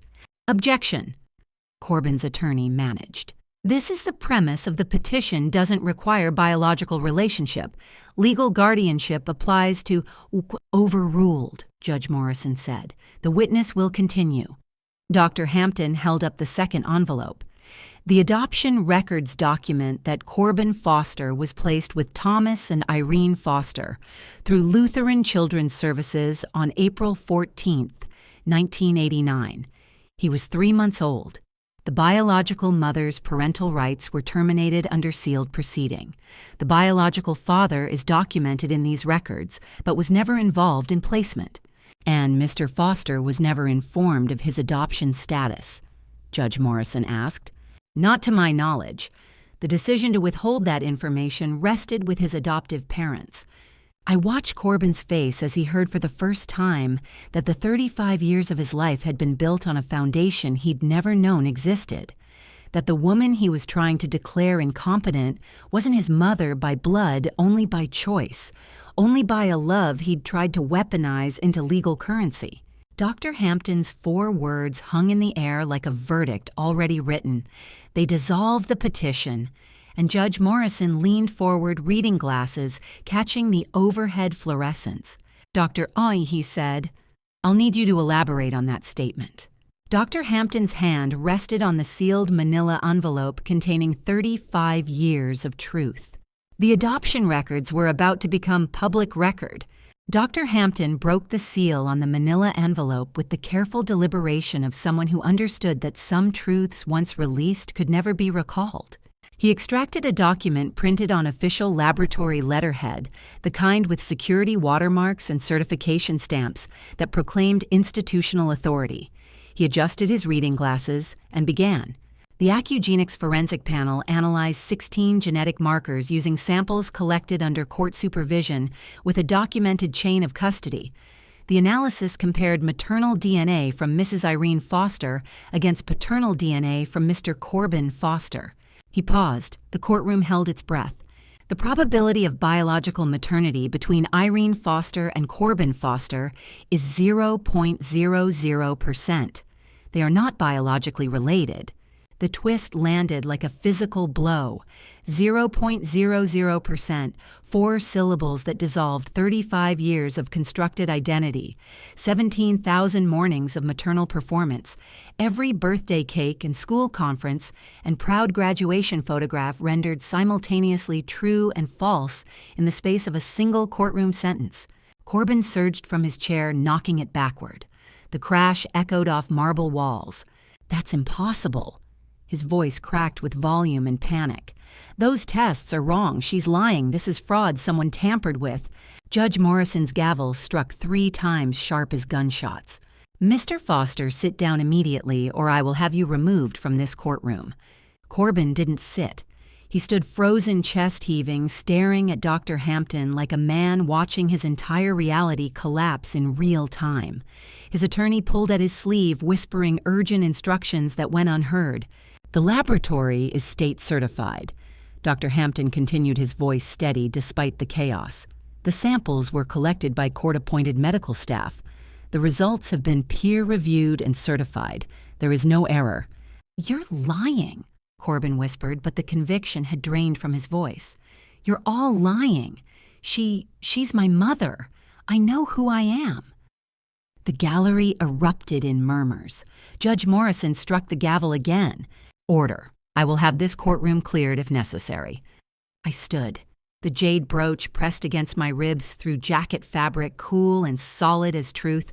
4 generations of women who'd survived men who mistake inheritance for love.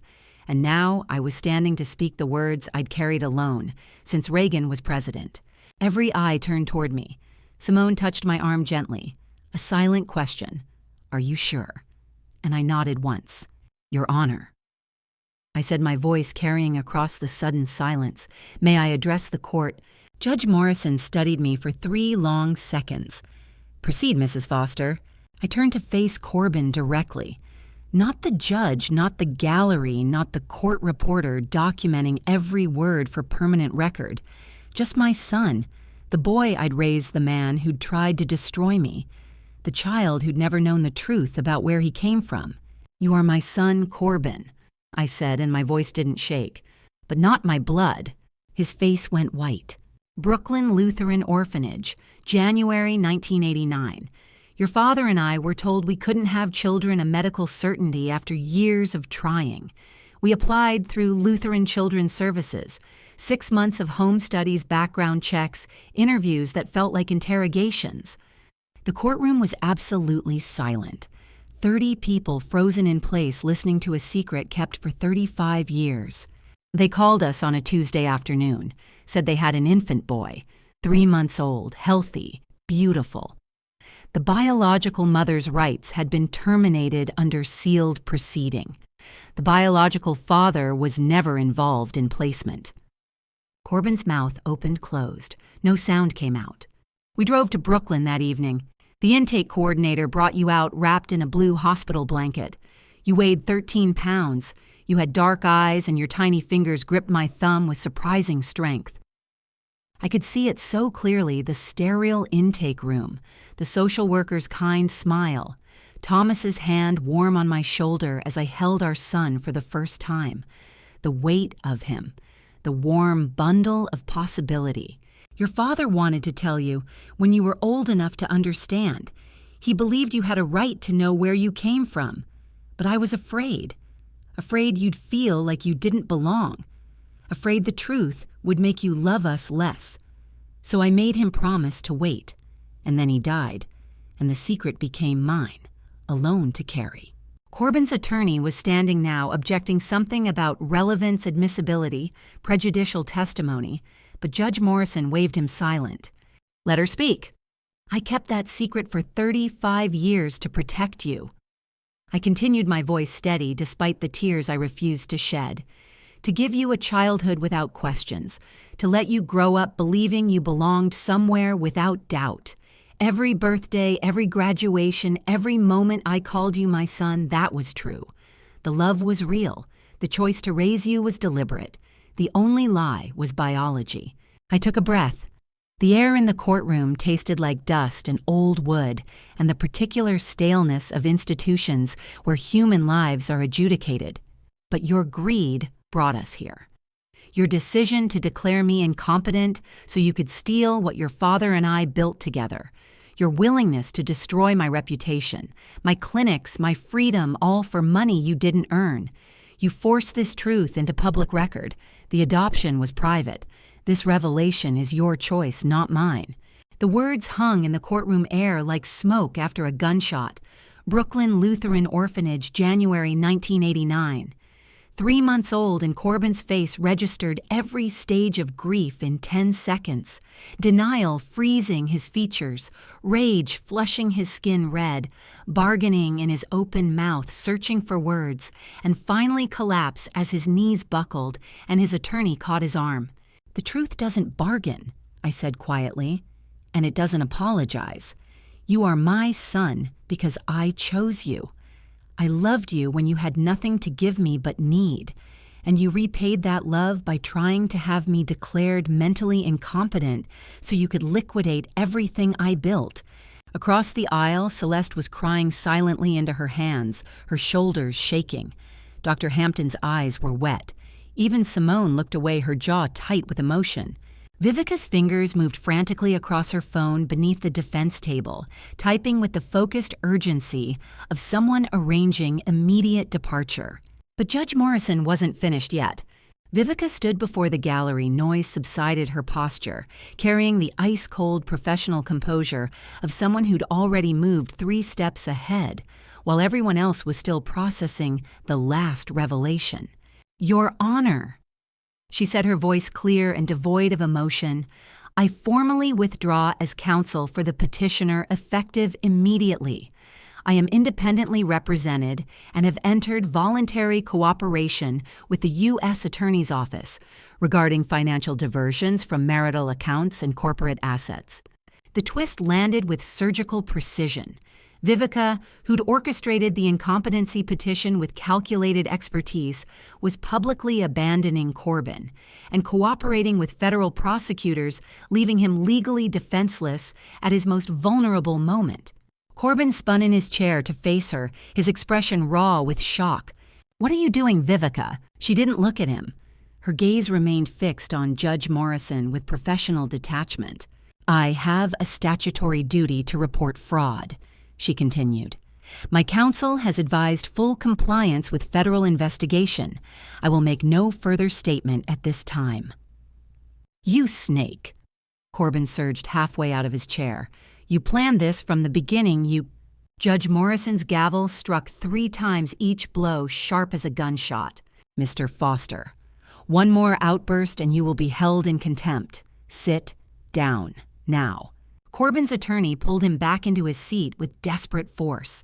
Corbin sat, but his whole body shook with rage and disbelief and the dawning realization that his wife, his partner, his co-conspirator, had just thrown him to federal prosecutors to save herself.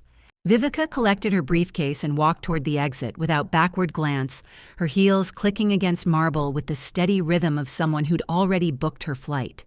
Judge Morrison waited until the doors closed behind her. Then he looked down at the mountain of evidence spread across his bench: DNA results, FBI letters, trust documents, embezzlement records, and began. "This court has heard sufficient evidence to render judgment.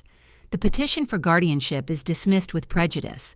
The evidence presented demonstrates that the petitioner fabricated claims regarding the respondent's mental capacity, manufactured false patient testimony, and engaged in systematic financial fraud against the very person he sought to protect." He paused, removing his reading glasses. "Furthermore, the court activates trust clawback provisions pursuant to Thomas Foster's 2002 testamentary directive. All disputed accounts are frozen, pending federal resolution. Mrs. Foster's medical practice assets remain under her sole control. The restraining orders against her access are dissolved immediately." The gavel struck once. Final. "This matter is concluded." Corbin sat frozen, staring at nothing. His attorney whispered urgent instructions, probably about federal counsel bail arrangements, the machinery of defense that would consume whatever remained of his life for the next several years. I stood, gathered my belongings. The jade brooch pressed against my ribs through jacket fabric, warm now from body heat. Simone touched my arm. "Let's go." We walked toward the exit. Dr. Hampton fell into step beside us. Celeste followed, her eyes still red, but her shoulders straight. The marble corridor outside courtroom 710 was empty, except for 2 figures standing near the elevator bank. FBI Special Agent Brennan and Special Agent Torres, both in dark suits, both wearing expressions of professional purpose. Corbin emerged from the courtroom 30 seconds behind us, his attorney speaking rapidly in his ear. He looked up, saw the federal agents, and stopped walking. The federal arrest warrant had been signed by a magistrate judge 2 days earlier. The civil hearing had simply kept him in place long enough for the agents to serve it. The handcuffs made a sound like a period at the end of a 35-year sentence, sharp metallic final, and Corbin's wrists disappeared behind his back as efficiently as his confidence had evaporated over 6 months of courtroom warfare. Corbin Foster. Agent Brennan said, his voice carrying that particular flatness of someone who'd said these words 1,000 times. "You're under arrest for federal bank fraud, wire fraud, and conspiracy to commit money laundering. You have the right to remain silent. Anything you say can and will be used against you in a court of law." Corbin's voice came out strangled. "This is Mom Irene." He turned his head back through the glass doors to where I stood watching with Simone, Dr. Hampton, and Celeste. Our eyes met across 20 feet of marble corridor. I didn't move, didn't speak, just held his gaze while federal agents read him his rights and explained that he was being transported to the Metropolitan Detention Center for processing. "You have the right to an attorney," Agent Torres continued. "If you cannot afford an attorney, one will be appointed for you." Corbin's attorney was already making calls, his phone pressed to his ear, speaking urgently about bail hearings and federal magistrates. The agents led Corbin toward the elevator. He looked back once more, his face a mixture of shock and betrayal, and something that might have been the first recognition that actions have consequences that compound like interest. The elevator doors closed. He was gone. 30 minutes later, the four of us stood together on the courthouse granite steps in November afternoon light, the first time we'd gathered in daylight, with nothing to fear, nothing to hide, no battles left to fight. Celeste reached into her bag and withdrew the small velvet box containing the jade brooch. "This belongs with you now," she said quietly, placing it in my palm, out in the light where it was always meant to be. The jade felt warm against my fingers. My grandmother had worn it through the Depression, my mother through widowhood. Now it was mine again, not as inheritance, but as reclamation. I pinned it to my lapel. The cool green stone caught the afternoon sun. "It belongs out here," I said. "Reminds me that true value doesn't depend on other people's capacity to appreciate it." Dr. Hampton smiled and his eyes were wet. "Thomas would be proud, Irene. He built that trust knowing someday you might need its protection. And today," Simone added, "it worked exactly as he intended."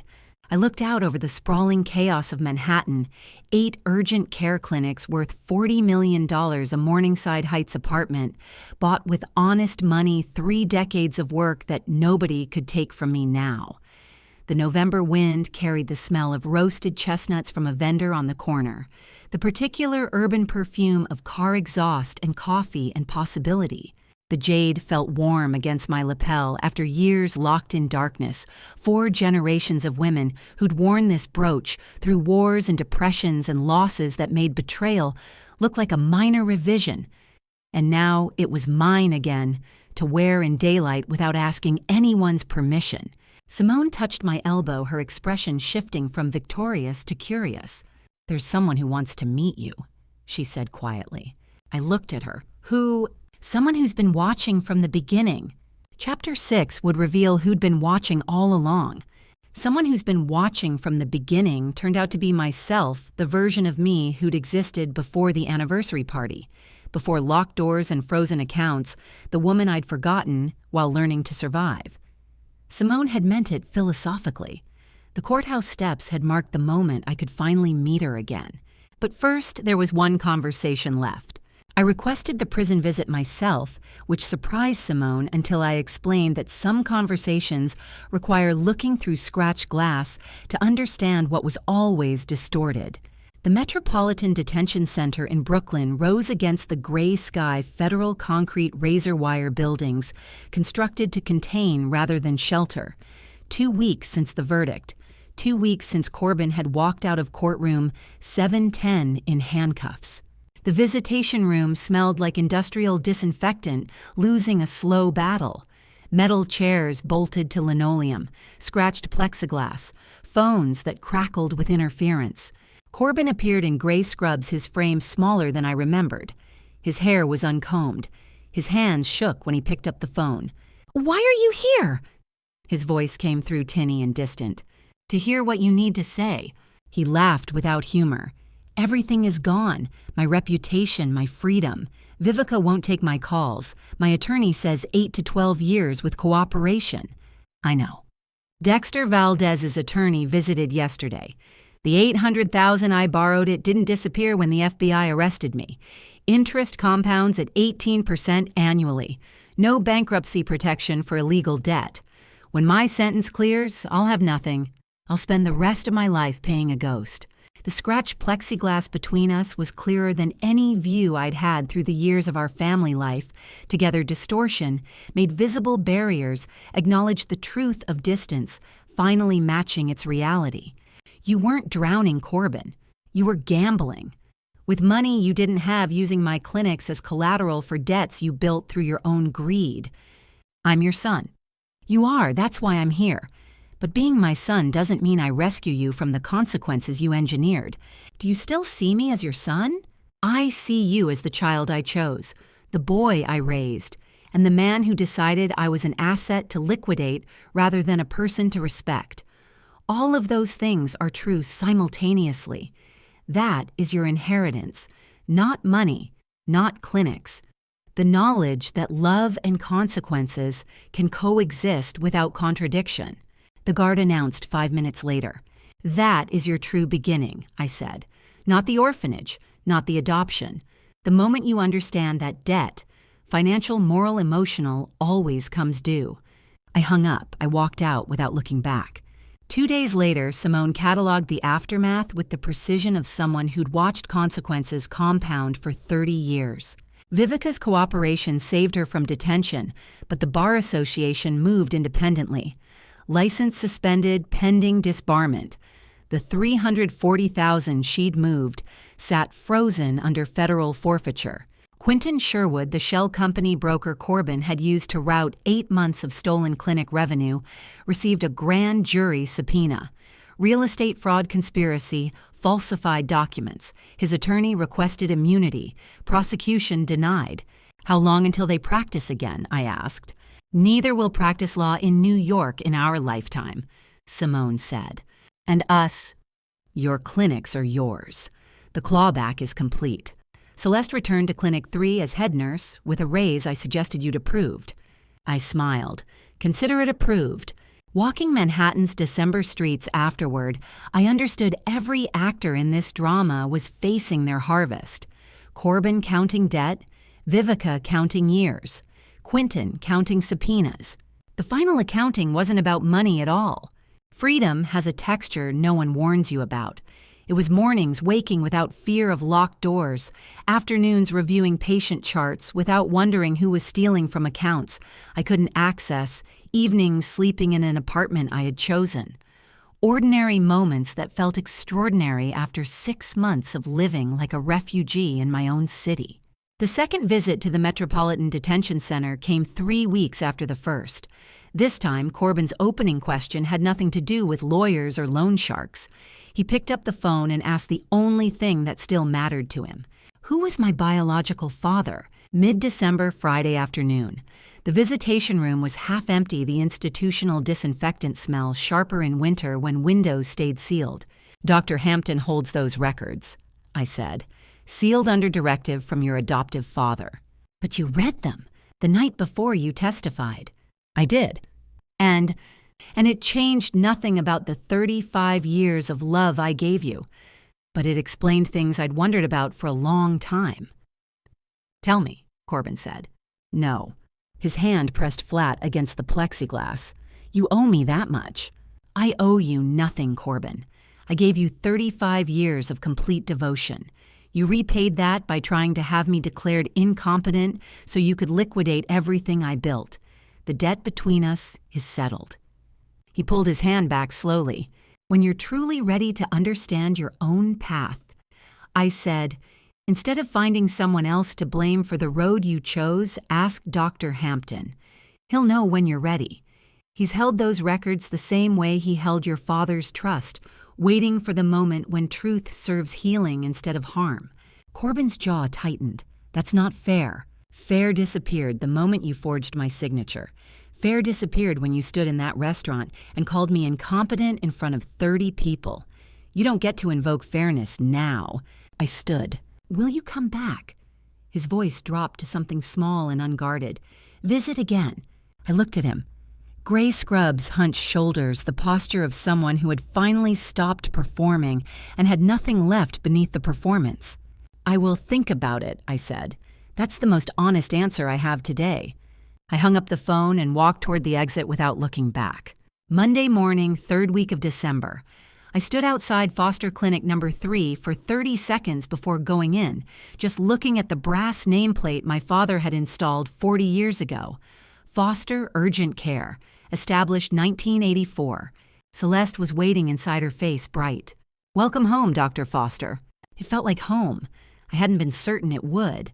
Mrs. Eleanor Garrett, 78, appeared in my office doorway within the hour, the retired schoolteacher who'd been a patient since my father opened these doors. She pulled me into an embrace that smelled like lavender and 4 decades of loyalty. We never doubted you, she said. Your father built something true. You protected it. I held her for a long moment, feeling the full weight of that. Celeste set the first chart on my desk. I opened it. The clinical notations looked like a language I had spoken my entire adult life, clear, familiar, completely mine.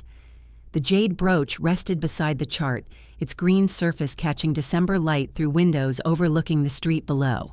Not locked away, not performed. Simply present the way real things are. That answer came quietly, the way the most important things always do, not announced, not dramatic, just present. The Friday evening I finally went to Dr. Hampton's Upper West Side apartment was the first in 8 months without a legal strategy to discuss.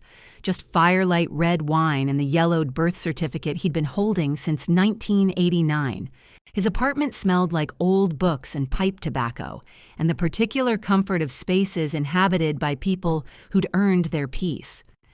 We sat in leather chairs worn smooth by decades of use, the fireplace casting warm light across furniture that had witnessed more confidences than any courtroom. Dr. Hampton poured 2 glasses of red wine and retrieved a manila envelope from his desk drawer. Your father asked me to hold this until you were ready, he said, sliding it across the coffee table. Not until Corbin was ready, until you were. I opened it. The birth certificate was yellowed with age official seals from Brooklyn Family Court, dated January 1989. The mother's name was redacted. The father's name is visible in faded ink. I read it twice. Thomas mentioned him once, Dr. Hampton said quietly. High-profile case in 1988, corporate embezzlement, homicide during the cover-up. Corbin's biological father was serving a double life sentence at Attica Correctional Facility. Financial fraud and second-degree murder. The exact criminal path Corbin had walked 35 years later, as if some blueprints survive every clean slate. Thomas knew, I asked. When he adopted Corbin, he already knew. He wanted the boy to have a chance, to become someone other than his father's son. Dr. Hampton's voice was gentle. That's why the record stayed sealed. Thomas believed choice mattered more than blood. I sat with that for a long moment. The fire crackled. Outside, Manhattan winter pressed against the windows. There's something else, Dr. Hampton said. A biological uncle reached out to the detention center 2 weeks ago. He found Corbin's name in the trial headlines. He had no idea his brother had done those things or that a child existed. He wants to meet Corbin, build something. I sipped my wine. It tasted like oak and years and questions without clean answers. That's Corbin's choice to make, I said, not mine. Dr. Hampton nodded slowly. Thomas would be proud of you, Irene, the way you fought, the way you're letting go. I'm not sure it's letting go, I said. Maybe it's just finally seeing clearly what I was never able to carry in the first place. Perhaps those are the same thing. I walked home through December streets dressed in holiday lights, the jade brooch warm in my coat pocket.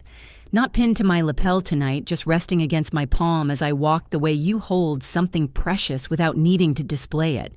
Thomas's voice came back to me 1989, our kitchen holding 3-month-old Corbin. He knows he belongs to us. That had been true.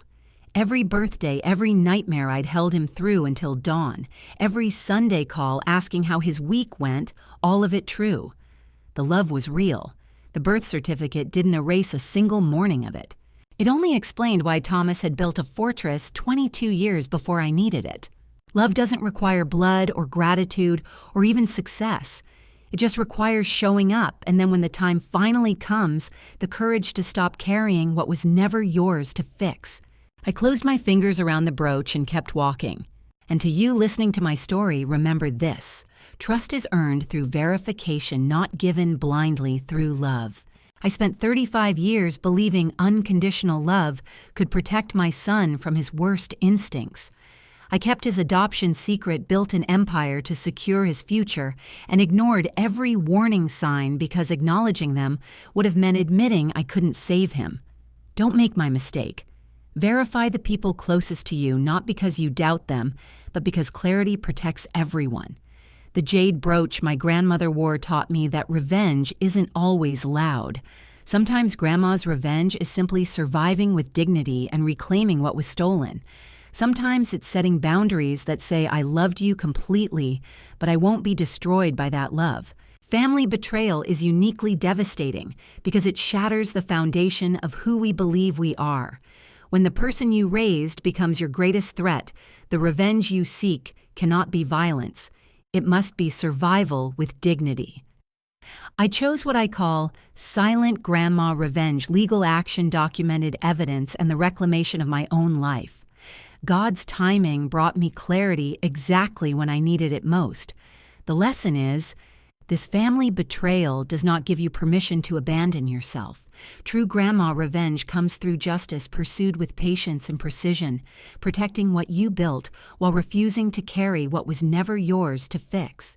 If this story resonated with you, please leave a comment telling me what you think. Have you faced betrayal from someone you trusted? How did you respond? Share this story with someone who might need to hear it. And if you haven't already subscribed to her Family Revenge for more stories about standing firm when life tests you, your support means everything to me. Thank you for staying until the very end. I'm grateful you chose to spend this time with me. As a reminder, some details in this story have been fictionalized or adjusted to protect privacy and emphasize the lessons learned. What matters most is the truth at the heart of it, and I hope that truth stays with you.